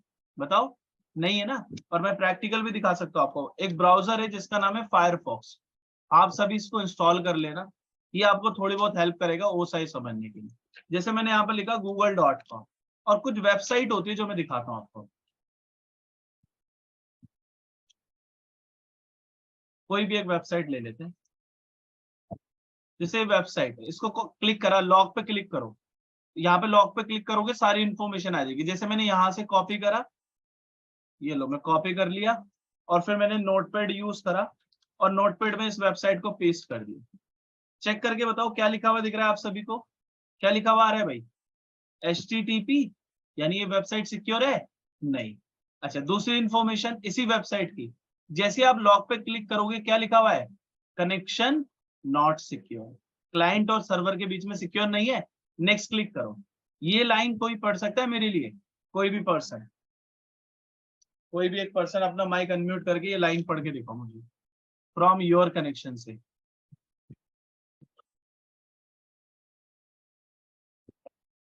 कोई भी एक पर्सन पढ़ लो यार, कोई प्रॉब्लम नहीं। Your connection to this site is not private. Information you submit could be viewed by others. Others, यानी ये क्या बोल रहा है कि ये कनेक्शन सिक्योर नहीं है भाई पहले तो, और अगर इंफॉर्मेशन भेज दी तो प्राइवेट नहीं रहेगी, जैसे पासवर्ड, कोई मैसेज, क्रेडिट कार्ड एक्सेट्रा। तो आज के बाद कभी लॉगिन करोगे HTTP वेबसाइट पे? नहीं भाई। और कैसे वेबसाइट वेरीफाई करनी है, मैंने यहाँ पे क्लिक करा, डबल क्लिक, कॉपी, और नोटपैड पे पेस्ट करते उसके आगे क्या लगा हुआ है वो पता चल जाएगा। डन। अच्छा, और भी इंफॉर्मेशन है यार, ये लो क्लिक करो, मोर इन्फॉर्मेशन पे जाओ। जैसी मोर इन्फॉर्मेशन पे जाओगे आपको एक लाइन दिख रही है, हाईलाइट कर देता हूँ, टेक्निकल डिटेल्स पढ़ना है यहाँ पे। देखो क्या लिखा हुआ है, कनेक्शन इज नॉट इनक्रिप्टेड। मैंने बताया था ना कि एक कैरेक्टर भेजोगे तो 12 कैरेक्टर में कन्वर्ट हो जाता है, उसे इंक्रिप्शन बोलते हैं, 12 से ज्यादा भी हो सकता है। अच्छा, the website dash does not support encryption, कि वो इंक्रिप्शन सपोर्ट करता ही नहीं है। Information sent over the internet without encryption can be seen by other people while it is in transit. Transit का मतलब अगर आप सेंड कर रहे हो, अगर आप रिसीव कर रहे हो। डन। अच्छा, नेक्स्ट इंफॉर्मेशन जनरल पे जाओ। जो डेटा है वो किस फॉर्मेट में जा रहा है भाई, डेटा टाइप क्या है, पढ़ के बताओ यार आप सभी लोग। टेक्स्ट लिखा हुआ दिख रहा है? Right. चलो, अभी किसी ने मुझे लास्ट क्लास में बोला था सर OSI का प्रैक्टिकल करना, आप करवा रहा हूँ, ध्यान से देखते रहना भाई, ठीक है, मैं हमेशा ही कराता हूँ वैसे तो ये था HTTP, इसका पोर्ट नंबर याद रख लेना 80 होता है। अच्छा, एक और सर्विसेज सेम डिजाइन ले लो, जैसे मैंने क्या बोला, हमारे पास सेम डिजाइन का एक और डिवाइस है, मैंने बोला भाई ये लो, यूजर आ गया। अब यूजर कौन है, सैम। सैम ने बोला brother I am also connected with, किससे कनेक्ट कर दिया, मॉडेम से, जिसको आप वाईफाई बोलते हो। और मॉडेम किससे कनेक्ट करते हैं end of the day, ISP, जो इंटरनेट की सर्विस प्रोवाइड करता है, ठीक है। सैम ने बोला ब्रदर मुझे इंटरनेट एक्सेस करना है, इसने दोबारा से क्या ओपन करा भाई, गूगल क्रोम। आपके डिवाइस पे अब सैम बैठा हुआ है, और गूगल क्रोम में उसने टैब नंबर कितना खोला, अब ऑलरेडी पहले से कौन सी टैब ओपन थी, टैब 1, अब टैब नंबर क्या है 2। अब टैब 2 पे इसने क्या लिखा, CCNP, और एंटर कर दिया। जैसे ही एंटर करा, सैम ने क्या जनरेट कर दिया, डियर अगेन डेटा, और ये डेटा किसको हैंड ओवर हुआ, मॉडेम को। मॉडेम ने वेरीफाई करा, अच्छा इनको CCNP की वेबसाइट पे आना है, ISP को भेजा, ISP ने एक्सेप्ट कर लिया, ISP ने आपको रिप्लाई करा, मॉडेम ने सैम को करा, और सैम का रिप्लाई किस पे जाएगा भाई, गूगल क्रोम पे, और गूगल क्रोम ने किसको हैंड ओवर करा, टैब 2 को, और टैब 2 पे लिखा आ रहा है अब आपके पास वेबसाइट का एड्रेस, जिसमें क्या लिखा हुआ है, https://ccnp.com। अब मुझे कोई बता सकता है हम कौन सी वेबसाइट कौन सी सर्विस यूज कर रहे हैं, सर्विसेज में से कौन सी सर्विस यूज कर रहे हैं, HTTP, HTTPS, FTP या DNS, कौन सी सर्विस इन यूज है हमारे पास राइट नाउ, HTTPS। डन है। चलो पहले इसकी थ्योरी समझो, सबकी थ्योरी समझिए, देन आगे इन पे बात करेंगे। ये लोग HTTPS means hyper text transfer protocol, and S means it's a secure website, ठीक है। It is used to provide web services, किसके लिए यूज होती है, web services by servers plus applications, ठीक है। चलो कुछ एप्लीकेशन ऑनलाइन होती है ना, इसलिए this service use a port number, इसके पास भी इसका रोल नंबर है 443। अगर कोई बोले कि मैं 443 की सर्विस यूज कर रहा हूं, दैट मींस HTTPS। एक और बात, this service always send and receive data encoded format, किस फॉर्मेट में होता है भाई, एनकोडेड। बात करेंगे एनकोडेड होता क्या है। This service always perform encryption, क्या परफॉर्म होती है यहां पर भाई, encryption. This service always provide secure connection in between client and server with the help of certificates, क्या होते हैं उन पे बात करूंगा। अच्छा एक और पॉइंट लिखो, in this service if someone capture data traffic then not possible to read data because data already encrypted before sending over the internet. कोई मुझे इस लाइन के बारे में बता सकता है, सिर्फ इतनी लाइन जो मैं सिलेक्ट कर रहा हूं, बाकी मैं खुद बताऊंगा। इस लाइन का मतलब क्या है, इन दिस सर्विस से बताइए। इसका कहने का मतलब ये है कि जो भी डेटा आप भेजना चाहते हो, जैसे आपने अभी मैं आपको एग्जांपल के लिए बताऊं, जैसे आपने यहाँ पर गूगल खोला फॉर एग्जांपल, और आपने यहाँ पर लिखा CCNA, जैसे आपने CCNA लिखा ना, अब यहाँ पर क्या होगा, ये एनक्रिप्ट हो गया पहले ही, अभी भेजा ही नहीं, एंटर ही नहीं करा, सिर्फ CCNA टाइप करा है। तो कौन सा सिक्योर है, HTTP सिक्योर है या HTTPS, हमारे केस में HTTPS। अब मैं आपको एक एक पॉइंट के बारे में बताता हूँ, फिर आगे बात करेंगे। सबसे पहले मुझे आपको पॉइंट बताना है एनकोडेड क्या होता है, किसके बारे में बात करेंगे डियर हम सभी लोग, एनकोडेड क्या होता है। चल आगे हमें सीखना है एनकोड और डिकोड क्या होता है। सबने मुझे लास्ट टाइम बताया था कि अगर एक पीसी है जिसका नाम है बॉब और एक दूसरा पीसी है जिसके पास नाम क्या है, सैम, बोथ आर कनेक्टेड। अब बॉब बोल रहा है कि ब्रदर मुझे डेटा भेजना है, और डेटा में कौन सा मैसेज है, हेलो। अब जब ये डेटा बॉब अपनी केबल से सेंड करेगा सैम को, तो ये डेटा किसमें कन्वर्ट होता है, किसमें कन्वर्ट होता है, जैसे वायर से जाने की बारी आई, इस डेटा को किसमें कन्वर्ट करते हो, 010101 में। डन है ना, इसी को आप एनकोड डिकोड बोलते हो। तो जैसे आपका एक डेटा था हेलो, जिसको एनकोड किसमें करा, 0101 में। डन। अब जब उसको डिकोड करा जाएगा तो उसको क्या मिला है, 0101। जब डिकोड होगा तो क्या मिलेगा उसको, हेलो मैसेज। तो ये कैसे एनकोड कैसे डिकोड होता है वो समझो। देखो कुछ एल्गोरिथम्स होती है, ये डेवलपर का काम है, एज ए नेटवर्क इंजीनियर हमें इस पर काम नहीं करना। फर्स्ट एल्गोरिथम होती है जिसका नाम होता है ASCII। ये एल्गोरिथम्स जो मैं एल्गोरिथम बता रहा हूं, ये एल्गोरिथम्स कौन यूज कर सकता है? सर्वर, वेबसाइट्स, एप्लीकेशंस, ठीक है। और कौन फिक्स करता है इनको? डेवलपर्स। कोड लिखते हैं ना भाई, वो कोड में बताते हैं क्या करना है इसको। तो सबसे पहले कौन सी एल्गोरिथम है? ASCII। ASCII called American standard code of information interchange, ठीक है। अब बात समझो, इट्स कॉल्ड 1 बाइट एल्गोरिथम। कितने बाइट की एल्गोरिथम है भाई? 1 बाइट की एल्गोरिथम है। बाइट क्या होता है इसके बारे में हम बात कर लेंगे। 1 बाइट की एल्गोरिथम है। अच्छा, 1 बाइट में 8 बिट होते हैं, और अगर 8 बिट को एक फॉर्मूला यूज करो 2 पावर 8, सो वैल्यू कितनी आएगी? 256। लेकिन ये 1 बाइट में 8 बिट से कितने कैरेक्टर को कर सकता है? लिमिटेड है। तो ये ASCII क्या बोलता है? Only support English language. क्या सपोर्ट करता है ये? English language. अभी आप लोग सभी लोग, कई बार ऐसा होता है ना, कुछ ऐसी वेबसाइट पे चले जाते हो जिनमें अरेबिक में लिखी होती है वेबसाइट पे, या चाइनीज लैंग्वेज में हो, या जापानीज में हो, या हेब्रू में हो, किसी अदर लैंग्वेज में है।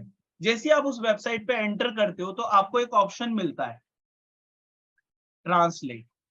ये ट्रांसलेट बताता है कि आपकी एल्गोरिथम सपोर्ट करती है उसको ट्रांसलेट करने में।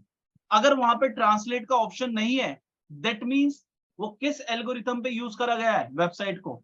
ASCII पे, क्योंकि ASCII सिर्फ एक ही लैंग्वेज समझता है, इंग्लिश। अगर मैं चाइनीज में हेलो कर दूं तो कन्वर्ट हो पाएगा उस वेबसाइट पे? नहीं।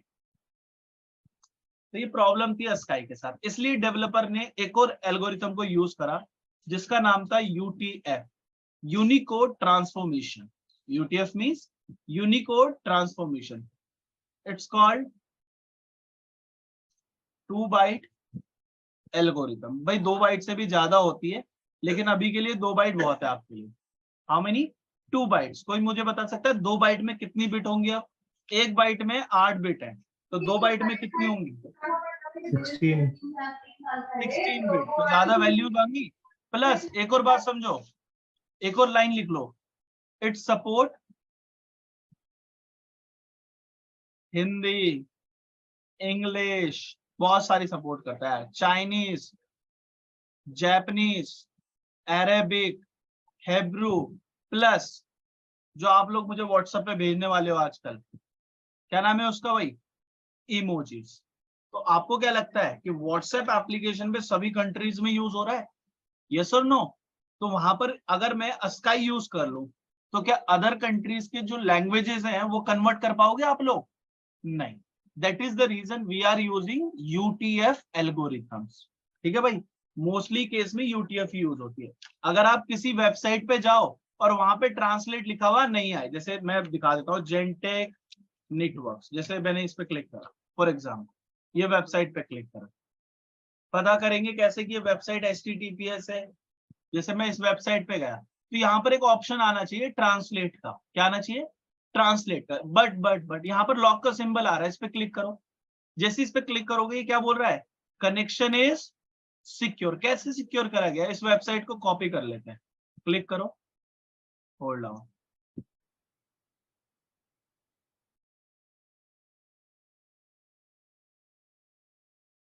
वेबसाइट को कॉपी करो, नोटपैड ओपन करो, सबसे पहले वेबसाइट का एड्रेस पेस्ट करो। क्या लिखा हुआ आ रहा है भाई? HTTPS। अब जैसे इस पे क्लिक करोगे, कनेक्शन क्या बता रहा है? सिक्योर। क्लिक करो, verify by let's encrypt, click on more information.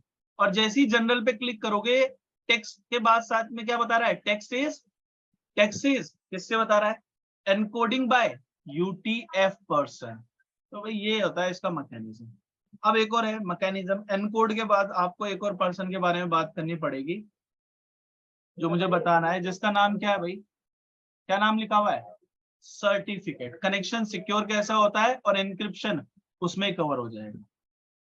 अब बात समझो सर्टिफिकेट क्या है। खाली सर्टिफिकेट। अब सर्टिफिकेट क्या होते हैं? 2 टाइप के होते हैं आपके केस में।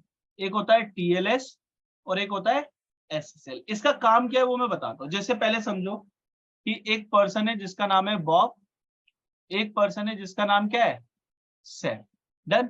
और एक यहाँ पर मैंने क्या कनेक्ट कर दिया भाई इनके लिए, सर्वर।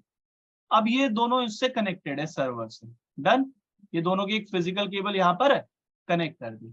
मैं क्या बोल रहा हूँ, बॉब बोल रहा है ब्रदर मुझे एक वेबसाइट एक्सेस करनी है जिसका नाम है http://ccna.com। जैसे इसने ये डेटा बॉब से सर्वर को भेजा, सर्वर ने इसको रिप्लाई कर दिया, इसने वेबसाइट आई एक्सेस करना स्टार्ट कर दिया। तो यहाँ पर विदाउट सर्टिफिकेट हो गया, क्यों? क्योंकि हमने कौन सी वेबसाइट यूज करी, HTTP। अगर मैं अब सैम के पास जाऊं, सैम ने बोला ब्रदर मुझे इस वेबसाइट पे जाना है ccnp.com, डन। तो इसने कौन सी सर्विस को यूज करा है, HTTP।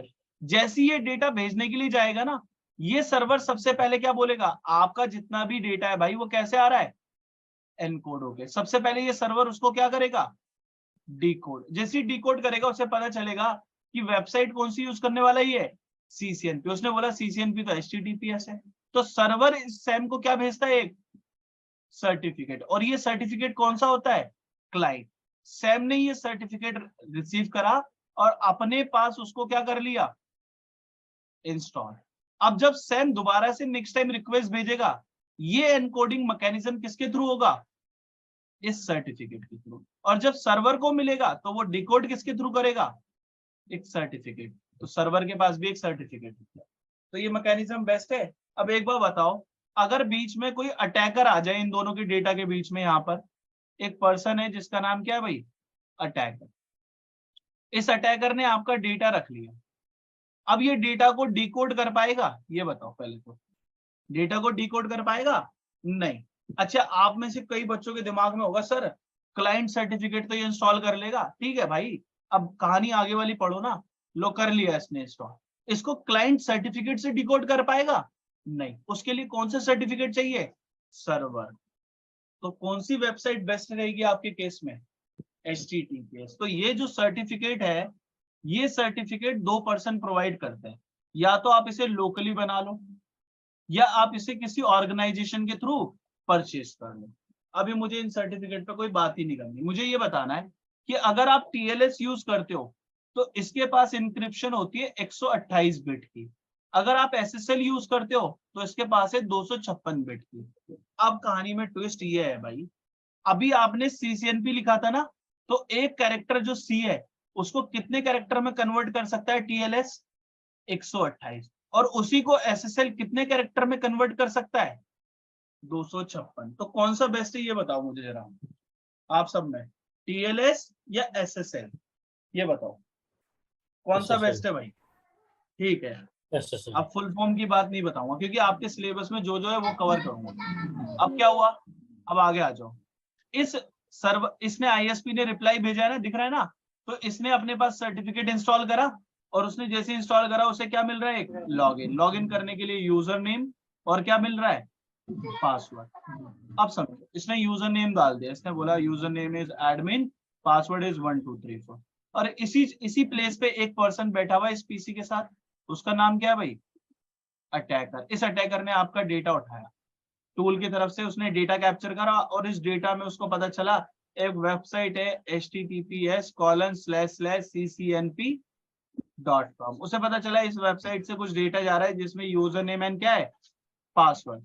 और उसे पता चला यूजर नेम क्या है, पासवर्ड तो उसने देखते ही छोड़ दिया। अब एक बार बताओ, ये यूजर नेम पासवर्ड विजिबल है या इनविजिबल है? विजिबल है, लेकिन ये इनक्रिप्टेड है। ये सिर्फ कौन डिकोड करेगा, जो यहाँ पर सर्वर होगा। और अगर ये डिकोड करने बैठ भी गया ना भाई, इसे इतना टाइम लग जाएगा ना, आप सोच भी नहीं सकते। इतने साल तो इसे कम से कम लगने ही वाले। इतनी इजीली ये डिकोड नहीं होता है जब तक उसे सर्वर का सर्टिफिकेट ना मिले। अब एक प्रॉब्लम है, आपको बताऊं कैसे कि ये दिखता भी है, तो क्लिक करके दिखा देता हूं। जैसे आपने इस वेबसाइट पे क्लिक करा, कनेक्शन सिक्योर, और ये लेट्स एनक्रिप्टेड वेबसाइट है जिससे हमने सर्टिफिकेट परचेज करा था। Click on more information. तो सबसे पहले देखो भाई, ये क्या बोल रहा है, technical details, connection is encrypted by TLS, दिख रहा है AES ये AES क्या है, एल्गोरिथम, जो 128 बिट के कैरेक्टर देती है, ठीक है। अब आ जाओ दूसरी बात, the page you are viewing was encrypted before being transmit over the internet. Was का मतलब पहले से एनक्रिप्ट था भाई, ये इंटरनेट पे जाने से पहले। Encryption make it's difficult for unauthorized people to view information view travelling between. It isn't therefore unlikely that anyone read this page. It travel across the network. कि जब भी यहाँ से जाएगा तो नहीं कर पाएगा। और यहाँ पर देखो ये सर्टिफिकेट भी दिख रहा है ना, विजिबल है ना। लास्ट टाइम HTTP पे नहीं था। Click on view certificate. भाई इस सर्टिफिकेट में कंट्री का नाम, किस ऑर्गेनाइजेशन से लिया है, कब तक वैलिड है, किसने लिया है उसका नाम, पब्लिक की के लिए इंक्रिप्शन क्या है, दिख रहा है ना यहाँ पर, सिग्नेचर, एल्गोरिथम का साइज, बहुत सारी इंफॉर्मेशन आ रही है, इनक्रिप्ट हो रखा है। एक और बात समझ लो, जैसे किसी ने गूगल खोला, गूगल पे भी यही सेम इंफॉर्मेशन दिखा देता हूँ, connection secured, verify by GTS, Google trust service, click on more, तो यहाँ पर भी सेम दिख रहा है। दिख रहा है आप लोग को? जनरल पे जाके देख लो, UTF भी दिखा रहा है, सिक्योरिटी में आ रहा है, सर्टिफिकेट भी है, व्यू सर्टिफिकेट दिख रहा है यहाँ पर, कंट्री नेम, वैलिड कब तक है। अगर ये सर्टिफिकेट एक्सपायर्ड हो गया तो कभी गूगल एक्सेस कर पाते हो आप लोग? बताओ भाई, कभी आपको ये प्रॉब्लम आई होगी ना लास्ट टाइम, अगर आप 2012 से लेकर 18 के बीच में हो तब ये प्रॉब्लम आई होगी, सर्टिफिकेट एक्सपायर्ड हो गया है, गूगल नहीं चल रहा, तो वो इंस्टॉल करना पड़ता था हर बार। अब ऑटोमेटिकली इंस्टॉल होता है, आपको रिक्वायर्ड नहीं होता। ब्राउजर्स में कुछ ऐसी एप्लीकेशन इनबिल्ड है जिससे इंस्टॉल होता है। अब आ जाओ नेक्स्ट सर्विस पे बात करते हैं, जो आप लोग यूज करते हो डेली बेसिस पे। सेम वही डिजाइन, इसका नाम है भाई सैम। अब सैम को नहीं बुलाएंगे, अब हम बुला रहे हैं जॉन को। ये कनेक्टेड है आपके मॉडेम से। ये जो कैरेक्टर के नाम बता रहा हूँ ये बुक में भी है भाई, ये मेरे दोस्त नहीं है। चल अब ये ISP कनेक्ट कर दिया हम लोगों ने। अब मैं क्या बोल रहा हूँ, इस जॉन पर्सन को कुछ सर्विसेज एक्सेस करने हैं। जॉन ने क्या बोला, brother I am also using the Google Chrome. अभी बॉब और सेम बाहर गए हुए, इसने टैब ओपन करी। टैब नंबर कितना होगा अब इसके लिए, कौन सी टैब यूज करेगा ये, टैब नंबर 3। और टैब नंबर 3 पे जाते ही इसने वही काम करा जो आप सभी डेली बेसिस पे करते हो। इसने क्या लिखा,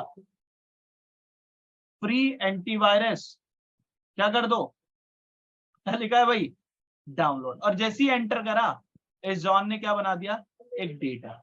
अभी मैं आपको बैकएंड का प्रोसेस पहले पढ़ा दूं, इसको क्या करना है, टास्क डाउनलोड, क्या पता इसे कुछ अपलोड भी करना हो। तो यहाँ पर एक सर्विस यूज करते हो आप सभी लोग मिलके, इस सर्विस का नाम होता है FTP। क्या नाम है इसका, बताए सभी लोग, FTP। FTP stand file transfer protocol. It is used to do download and upload process, इसके लिए यूज होता है, ठीक है भाई। One more thing, FTP use by applications, devices and servers, कोई भी यूज कर सकता है, ठीक है। Website also you can write down. अच्छा एक और बात समझो, FTP use the port number 20 और 21। इंटरव्यू में 70% स्टूडेंट इसी वजह से रिजेक्ट कर दिए जाते हैं, उनको पोर्ट नंबर की कहानी नहीं पता होता कि भाई किसके लिए क्या काम करना है। पोर्ट नंबर याद करके चलेगा, उन्होंने प्रोसेस पूछा भगा देते फिर। तो पोर्ट नंबर 20 और 21 होता है FTP का। अब इन दोनों पोर्ट नंबर का काम क्या है, सबसे पहले वो समझो। 20 का काम समझो, this port number help to make a transport channel. किसी ने VPN यूज करा है अपने मोबाइल में, ये बताओ पहले, तभी मैं आगे पढ़ा पाऊंगा भाई। माइक अनम्यूट करके बताओ, VPN पढ़ा है किसी ने? VPN चलाते हो मोबाइल यूज फोन किया में है सभी मैंने। लोग? हाँ सर यूज किया है। VPN किस लिए यूज करते हो पहले ये बताओ, तभी तो बता पाऊंगा इसका काम क्या है। डिफरेंट नेटवर्क एक्सेस करने के लिए, सिक्योर करने के लिए, कि भाई आपको लगता है कि आप जो ब्राउजिंग कर रहे हो, जो भी काम कर रहे हो, वो हाइड हो जाए, ऐसा होता है ना। और VPN क्या करता है, आपके बीच में और ISP के बीच में क्या बना देता है, एक टनल। तो वही ये काम करता है, सेम टू सेम टनल बनाने का, ठीक है, उसी को ट्रांसपोर्ट चैनल बोल रहा हूँ। और 21 का काम क्या है, this port number help to download and upload task. ठीक है भाई, अब कहानी थोड़ी ट्विस्ट कर देता हूँ, बात समझो। इस जॉन ने डेटा भेजा, उस डेटा में क्या बोला है, डाउनलोड करना है। तो डाउनलोड करते ही इसे पता चला भाई ठीक है, इस जॉन ने पहले रिक्वेस्ट भेजी आईएसपी के पास, आईएसपी ने बोला भैया तुम जो है ना एफटीपी यूज कर रहे हो, तो इसने बोला ठीक है। अब जॉन ने क्या करा, आईएसपी के पास गया और एक क्या बना दिया, यहाँ पर क्या क्रिएट कर लिया, टनल। किसके साथ, उस सर्वर के साथ। अब जॉन क्या बोल रहा है, मुझे भैया कुछ डाउनलोड करना है आपसे इस सर्वर से। इस सर्वर ने बोला ठीक है कर लो। तो इस टनल के थ्रू ही तो हो रहा है ना, यानी जॉन का जो डिवाइस है 20 किस लिए यूज करता है, टनल बनाने के लिए, बट जितना भी अपलोड और डाउनलोड का टास्क है वो कौन करता है, 21। तो इसलिए इंटरव्यू में पूछते हैं why we use 20 and 21 in FTP services. ठीक है भाई, अब जैसे एंटर करा, इस जॉन के पास एक वेबसाइट का एड्रेस आ गया। वेबसाइट का एड्रेस क्या है, https://avas.com। ठीक है भाई, और भी वेबसाइट है, कुछ भी आ सकता है। जैसे ही आया उसको उस वेबसाइट पे एक ऑप्शन दिख रहा है, क्या लिखा हुआ दिख रहा है उस वेबसाइट पे भाई, डाउनलोड एंटीवायरस। किसके लिए, फॉर एंड्रॉइड फोन्स। ठीक है भाई, फॉर पीसी, बट कौन से वाले, माइक्रोसॉफ्ट। फॉर पीसी, फॉर कौन से वाले भाई, एप्पल के लिए। For iOS applications.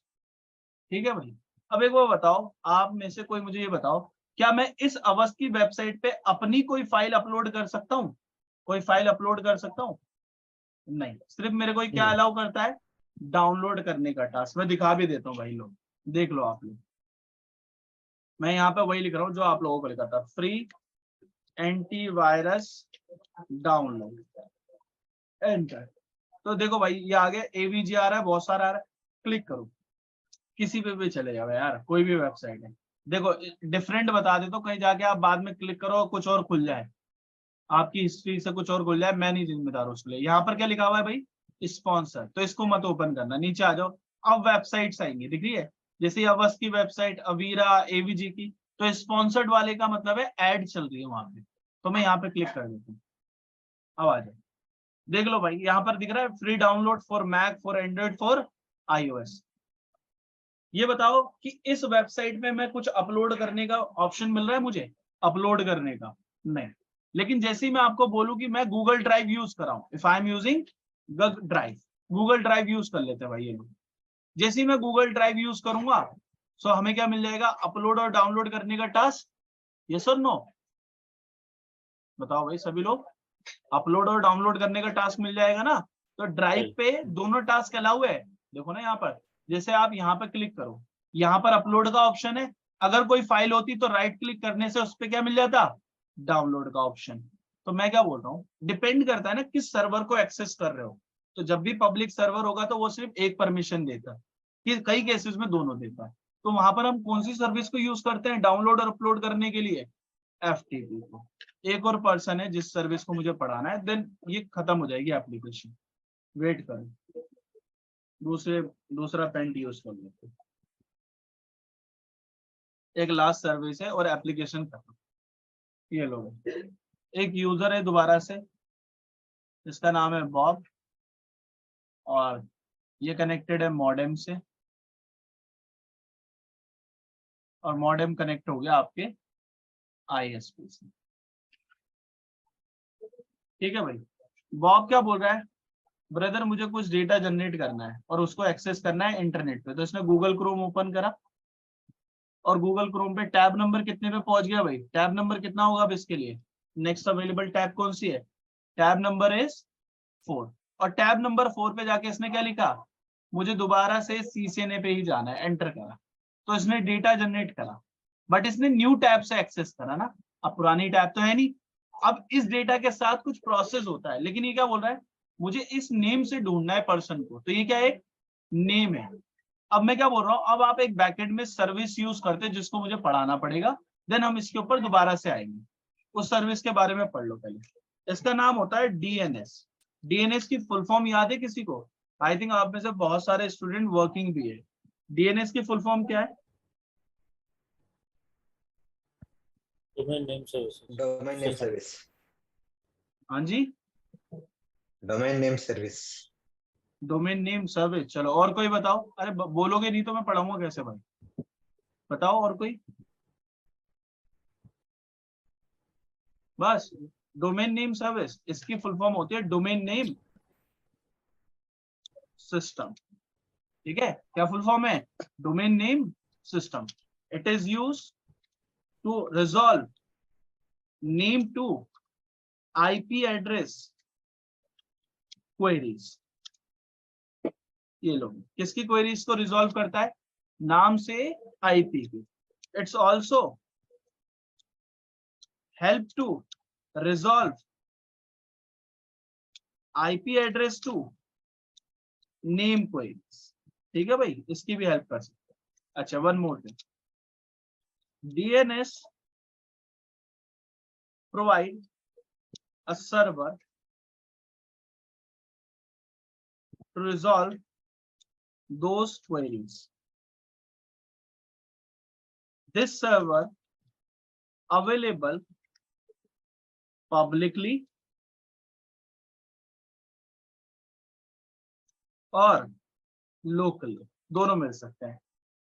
ठीक है भाई, एक और बात सुनिए, DNS use a port number 53, याद रखिए। DNS possible to resolve IPv4, IPv6 query, दोनों को रिजॉल्व कर सकता है। ठीक है, डीएनएस में मैसेजेस होते हैं। पहला मैसेज जो मिलता है डीएनएस क्वेरी रिजॉल्व, एक होता है डीएनएस क्वेरी रिक्वेस्ट मैसेज। ठीक है, एक होता है DNS query not resolve message. तो कितने मैसेजेस है भाई, सब लोग देख के बताएं। एक रिजॉल्व, एक रिक्वेस्ट और एक नॉट रिजॉल्व। तो बात समझते होता क्या है। सभी लोगों को अगर मैं बोलूं कि भाई मुझे जो है ना आईपी एड्रेस की थ्योरी बताना, कल बताना क्या होती है, तो सभी जाएंगे गूगल पे सर्च करेंगे। तो गूगल इज ऑल्सो क्या है, वो एक डीएनएस सर्वर है जो रिजॉल्व करता है सारी क्वेरी, आपके सारे क्वेश्चंस को, जो नाम से भी आ सकती है और आईपी से भी। तो बेसिकली मैं क्या बोल रहा हूँ, जब भी आप आईएसपी से कोई इंटरनेट कनेक्शन लेते हो ना, तो आईएसपी डिपेंड करता है कि वो आपको कौन सा सर्वर प्रोवाइड कर रहा है, पब्लिक वाला या लोकल वाला। फॉर एग्जांपल इस आईएसपी ने आपको अपना लोकल वाला दे दिया है, तो उस लोकल सर्वर में क्या क्या इंफॉर्मेशन होती है, जैसे उसमें होगा पहले तो आईपी, फिर होगा उसमें वेबसाइट का नाम, फिर होगा उसमें उसकी सर्विस की इंफॉर्मेशन, फिर होगा उसके अंदर पोर्ट नंबर। ये एग्जांपल के लिए। डन।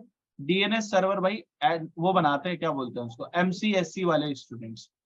डन। आपका काम है connectivity as a network engineer, सिर्फ कनेक्टिविटी देना या राउटिंग स्विचिंग करना, सिक्योरिटी इंप्लीमेंट करना, डीएनएस पे काम नहीं आपका। आईपी, वेबसाइट, सर्विस और पोर्ट नंबर, ये इंफॉर्मेशन होती है। आईपी फॉर एग्जांपल 1.1.1.1 और वेबसाइट का नाम क्या है, CCNA होना चाहिए। सर्विस कौन सी है उसके पास, HTTP। पोर्ट नंबर कितना है, 80। 2.2.2.2 एग्जांपल के लिए बता रहा हूँ, CCNP। HTTPS की सर्विस पोर्ट नंबर इज 443। 3.3.3.3 अवस्थ की वेबसाइट। क्लियर है। और ये क्या यूज कर रही है, FTP service, and port number is only 21। यही तो टास्क कराता है, download upload. 4.4.4.4 Gen10 HTTPS and port number is 443। बस इतनी इंफॉर्मेशन है उसकी। और इस सर्वर की आईपी भी है। इस सर्वर की आईपी क्या है, 10.10.10.10। अब आईएसपी इंजीनियर आए, उन्होंने मॉडेम पे क्या बोला, भाई आज से जब भी कोई डीएनएस की क्वेरी आए उसको किसकी तरफ भेज देना, 10.10.10 की तरफ। अब क्या हुआ, इस बॉब ने सबसे पहले आईपी ली होगी कहां से, मॉडेम से। तो मॉडेम ने इसको आईपी दे दी, प्लस इसको क्या दे दिया, डीएनएस की भी आईपी को। तो अब जब भी ये बॉब किसी को नाम से ढूंढेगा तो उस डेटा में सबसे पहले क्या बोलेगा, क्या भेज रहा हूं मैं सबसे पहले, डीएनएस क्वेरी मैसेज। और इस क्वेरी मैसेज में क्या होगा, क्वेश्चन। क्वेश्चन क्या है, हु इज CCNA। और आंसर में क्या दे देना मुझे, उसकी आईपी एड्रेस, चाहे वो वर्जन 4 हो या वर्जन 6 हो। ये क्वेरी किसको हैंड ओवर करेगा, ये क्वेरी किसको हैंड ओवर होगी? बॉब से मॉडेम को। मॉडेम को पता चलेगा क्वेरी आई है भाई, क्वेरी क्या है? सीसीएन ने ढूंढ रहा है ये तो। और उसने क्या बोला, मेरा सर्वर कौन है? 10 डॉट, वो किधर है? आईएसपी। आईएसपी ने रिसीव करी, आईएसपी ने देखा क्वेरी, सर्वर को हैंड ओवर करी जो लोकली था। और सर्वर पे देखकर बताओ क्या कोई सीसीएनए से रिलेटेड वेबसाइट है आपके पास? सभी लोग बताओ यार, तभी तो बता पाऊंगा। वेबसाइट है? यस, सीसीएनए वाली वेबसाइट है। Service is HTTP, port number is 80 and 1.1. जब आईएसपी को मिल गया तो आईएसपी ने क्या बोला? आई एम सेंडिंग डेटा, और इस डेटा के अंदर क्या भेज रहा हूं? DNS query resolve. क्या भेज रहा हूं? DNS query resolve. अच्छा, उसमें क्वेश्चन क्या बोला था आपने? Who is CCNA. उसने आंसर में क्या दिया कि आईपी क्या है? 1.1.1.1. जब वो इस आईपी पे हिट करेगा तो उसे पता चल जाएगा कौन सी सर्विस यूज करनी है? HTTP। तो क्वेरी के अंदर सिर्फ आईपी भेजा, ये मॉडेम को मिला, मॉडेम ने बॉब को दिया, बॉब ने इस वेबसाइट पे गया और बॉब को पूरी वेबसाइट मिल गई http://ccna.com। डन है भाई? अब बॉब ने थोड़ी देर बाद बोला नहीं ब्रदर, मुझे दोबारा से एक टैब ओपन करी, टैब नंबर 5, और टैब नंबर 5 में क्या बोला उसने? टैब नंबर में लिखा CCIE, एंटर करा। तो बॉब ने क्या बोला? फिर मैं नेम से सर्च कर रहा हूं, दोबारा डेटा बनाना। डेटा में कौन सा मैसेज जाएगा? सभी लोग बताएं मुझे, कौन सा मैसेज होगा? क्वेरी मैसेज होगा, रिजॉल्व होगा, कौन सा होगा मैसेज? क्वेरी वाला।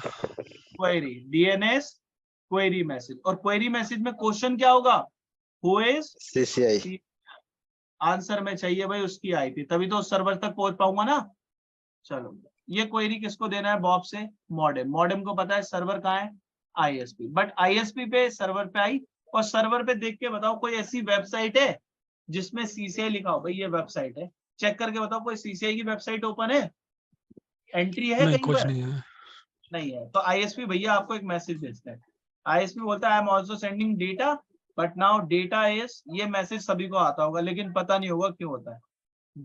डीएनएस क्वेरी क्या लिखा हुआ है? नॉट रिजॉल्व, हो नहीं पाई। ये मॉडेम को मिला, मॉडेम से बॉब को, बॉब ने इसको टैब नंबर 5 पे दिया, और टैब नंबर 5 पे ये बहुत सारे स्टूडेंट को आता है लेकिन पता नहीं होता। यही 404 वाला मैसेज है ना सर? भाई देख तो लो पहले क्या लिखा हुआ आ रहा है। Site can't be reachable. ये कभी आया है? बहुत बार आया है सर। हाँ, तो उसकी एंट्री नहीं होगी ना, वेबसाइट अवेलेबल नहीं। डन है ये process, this site can't be reachable. अब देखो भाई, समझो बात, दिखाने को मैं आपको डीएनएस भी दिखा सकता हूँ, मुझे उसमें कोई प्रॉब्लम नहीं। एक टूल होता है वायर शार्क। शार्क का मतलब विल, और वायर का मतलब वायर पे जाते वक्त उसको कैप्चर करेगी ये शार्क। एंटर, ये फ्री टूल है, इसको यूज करना पड़ेगा आपको।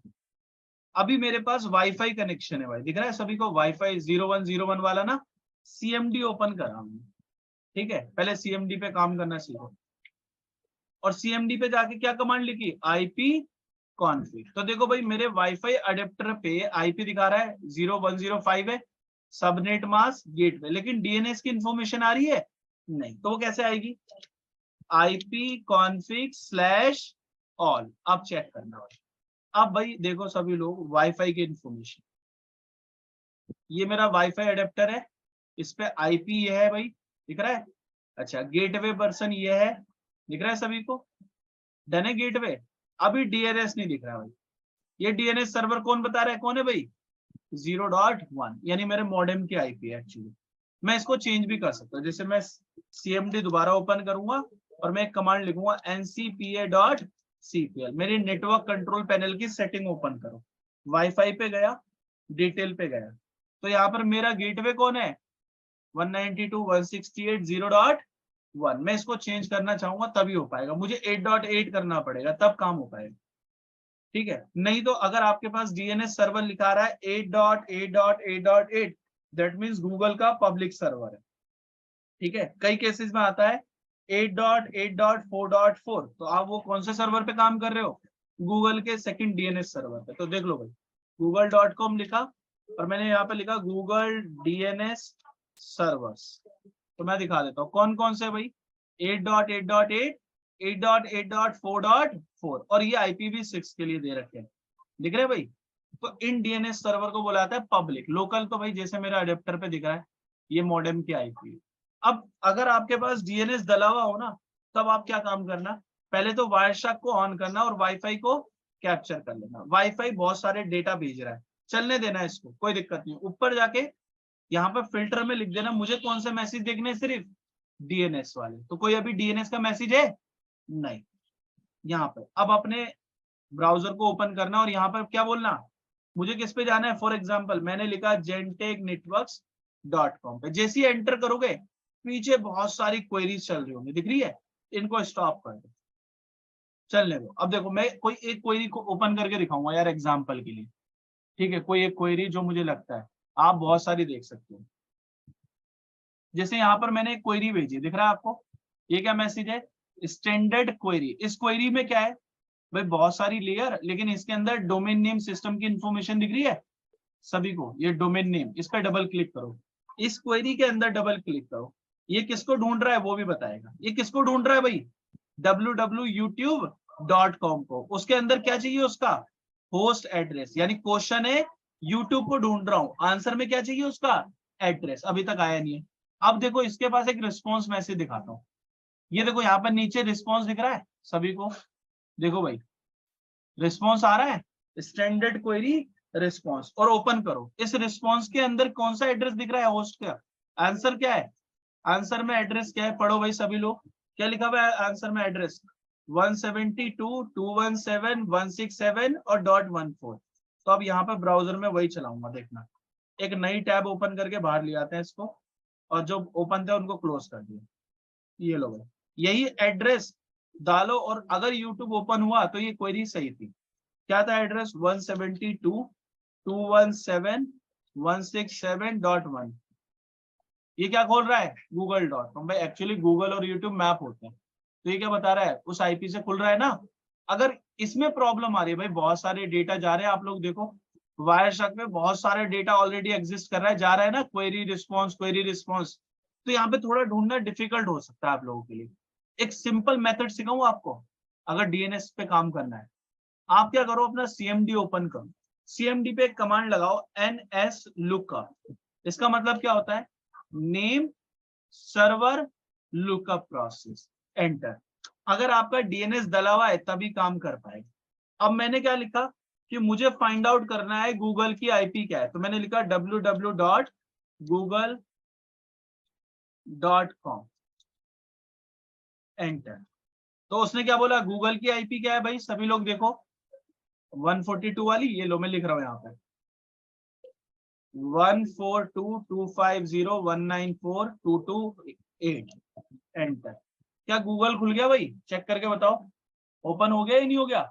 अब ऐसे ही मैंने क्या लिखा, फॉर एग्जांपल यहाँ पर जाके www.facebook.com, तो फेसबुक की IP क्या बता रहा है भाई, ये एड्रेस है। ट्राई कर लेना, लेकिन बहुत सारी सिक्योरिटी भी होती है, ऐसा नहीं आप अनऑथराइज्ड वेबसाइट को एक्सेस कर लोगे। कुछ वेबसाइट के अंदर बहुत सारे मैकेनिज्म है, वो डायरेक्ट फेसबुक नहीं दिखाएगा, ये दिखा रहा है ना, फायरफॉक्स डिटेक्टेड है पोटेंशियल सिक्योरिटी, तो ऐसे नहीं ओपन कर सकते। एग्जांपल के लिए यूट्यूब ओपन कर लेते हैं, youtube.com। ये बहुत सारे एड्रेस है, इसमें से एक एड्रेस ये भी, तो आपको ऐसे सर्च करना है। जैसे मैंने लिखा www.genteknetworks.com, तो उसकी IP दिखा रहा है भाई, आप इसको भी एक्सेस नहीं कर सकते क्योंकि ये मैप्ड होते हैं यार। एक्चुअल IP निकालने का मेथड अलग है, लेकिन आपको मैं दिखा रहा हूँ कि नेम से IP निकल सकती है, दिख रहा है ना। अभी ये 404 आ रहा है, डायरेक्टली थोड़ी ना सर्वर एक्सेस मिल जाएगा। अब ऐसा भी है, IP से नेम भी करके दिखाया मैंने, गूगल की जगह IP डाल दी, उसकी क्या IP थी गूगल वाले की, मैंने लिखा 142.250.194.228, तो ये क्या हो गया, IP टू नेम, और पहले क्या कर रहा था, नेम टू IP। तो यहाँ नेम डालो और IP। अब इसको एग्जिट कर दो, खत्म, क्लास इज ओवर। कल मिलेंगे, कल नहीं है, मंडे को मिलेंगे, वीडियो में आज अपलोड कर दूंगा, ठीक है भाई। कोई क्वेरी है तो पूछ लो आप लोग, सेशन खत्म हो गया आप लोगों का। Akshay, English video you did not upload. Yes Suresh. Sir एक FTP के ऊपर डाउट था, वो 20 और 21 पहले टनल बिल्ड और उसके बाद में डेटा सेंड एंड रिसीव है ना, वो टनल के हाँ अंदर भाई, जो डेटा जाता है वो एन्क्रिप्टेड रहता है या फिर वो प्लेन टेक्स्ट में रहता है सर? अब भाई वो डिपेंड करता है। जैसे मैंने अवस की वेबसाइट यूज करी थी, वो वेबसाइट कैसे मैप हुई भी थी, HTTP से या HTTPS से, ये बताओ मुझे। PS। PS, यानी वो क्या कर रहा होगा उस टनल के अंदर, सिक्योर है अनसिक्योर, हाँ सिक्योर्ड है। बस खत्म भाई। और कोई query? Okay. Akshay, class from Monday to Thursday or yes, Monday to Thursday, only 4 days। okay. हाँ अक्षय जी, और आशुतोष दिस साइड। हाँ एक्चुअली बोलिए। ये जो पोर्ट नंबर है ना, हाँ जैसे हाँ FTP यूजर पोर्ट नंबर 2021 हो गया, अदर 443 हो गया, किसी का 21 हाँ है, हाँ किसी का 80 है, लाइक दैट। तो हाँ ये हाँ इसका कुछ लिस्ट है क्या अराउंड? मतलब पोर्ट तो बहुत सारे हैं, तो हाँ, सभी ये मैं कैसे बताऊंगा। अभी अभी सेशन लेयर जब हम पढ़ेंगे ना भाई, तब मैं हाँ पोर्ट नंबर बहुत बढ़िया पढ़ाऊंगा, तब आपको पूरा क्लियर हो जाएगा। अभी सिर्फ ओके आइडिया दिया है कि पोर्ट ओके नंबर आने वाला है, धीरे धीरे करके सारी चीजें बताऊंगा। इसलिए 3 से 4 दिन लगते हैं ओसाई पढ़ने के लिए। आपने पढ़ा वो अलग है, ये मेरा अलग है उससे। ठीक है, थैंक यू। चलो। और कोई क्वेरी किसी की? सर वो डे 1 के ऊपर मैंने क्लास की स्टार्टिंग में पूछा था ना, एक छोटा डाउट था। हाँ बताओ बताओ, तो वो, पूछिए सही। हाँ वो डे 1 में आपने बताया था अगर मॉडेम फेल हो गया तो सिस्को के सपोर्ट वाले रिमोट लेके हेल्प करेंगे करके। अगर इंटरनल यूजर इंटरनेट पे रीच नहीं कर पा रहा है तो सिस्को वाले कैसे रीच कर सकते हैं सर? क्या वो मतलब कुछ ऐसा तो मैकेनिज्म है, टेक्निक है? नहीं नहीं भाई, वो सिर्फ आपका वर्चुअल सेटअप बनाते हैं, वो आपके डिवाइस की गारंटी लेते हैं, आपके यूजर्स की लेते हैं क्या? नहीं उसके लिए कौन होते हैं? इंटरनल नेटवर्क इंजीनियर्स, तो वो आपको खुद चेक करना पड़ेगा। नहीं नहीं सर, वो क्वेश्चन वो नहीं था। आपने बताया था कि मॉडेम को वो रिमोट पे लेके कुछ सेटिंग्स वगैरह चेंज करके या फिर सॉफ्टवेयर में कुछ इश्यूज हो तो वो चेक करके फिक्स करके देते हैं करके आपने बताया था ना। यस यस, हाँ। तो वो मॉडेम पे कनेक्ट कैसे करते हैं, क्योंकि मॉडेम तो डेड है, मतलब डेड मतलब इंटरनेट पे जा नहीं सकता, तो वहां से वो रीच कैसे कर बेसिक सकते हैं? बेसिक ट्रबल शूट कराते हैं। अगर आपका डिवाइस अप है, then you can get remotely access. अगर पूरा ही खत्म हो गया तो कोई सॉल्यूशन ही नहीं है। अगर अगर आपने बोला डिवाइस डिवाइस चल रहा है सर, और डिवाइस में ऐसा होता है शाम 5 से 8 बजे के बीच में इंटरनेट की स्पीड बहुत स्लो हो जाती है, हमने सारे टेस्ट कर लिए, पता नहीं क्या हो रहा है। अब आप किस पे लॉक करोगे कंप्लेंट? सिस्को पे आके सिस्को के टेक इंजीनियर रिमोटली एक्सेस लेंगे आपका, वो पॉसिबल हो सकता है। अगर कोई हार्डवेयर फेलियर हो जाए तो रिप्लेस होगा। सॉफ्टवेयर में बग है, डिवाइस आप है और रिमोटली एक्सेसिबल हो सकता है, तभी हो पाएगा। अगर बिल्कुल ही बंद है तो पॉसिबल नहीं है, ये तो आपको भी पता है। हाँ हाँ ये सर, वही सर, इसीलिए मुझे वो क्वेश्चन है कि हाँ पता वो नहीं क्या नॉर्मली, टेक्नोलॉजी है, इसीलिए पूछ लिया एक बार। नहीं ऐसा कोई टेक्नोलॉजी है ही नहीं भाई, बंद ओके डिवाइस को कैसे ले लेंगे? Okay okay sir.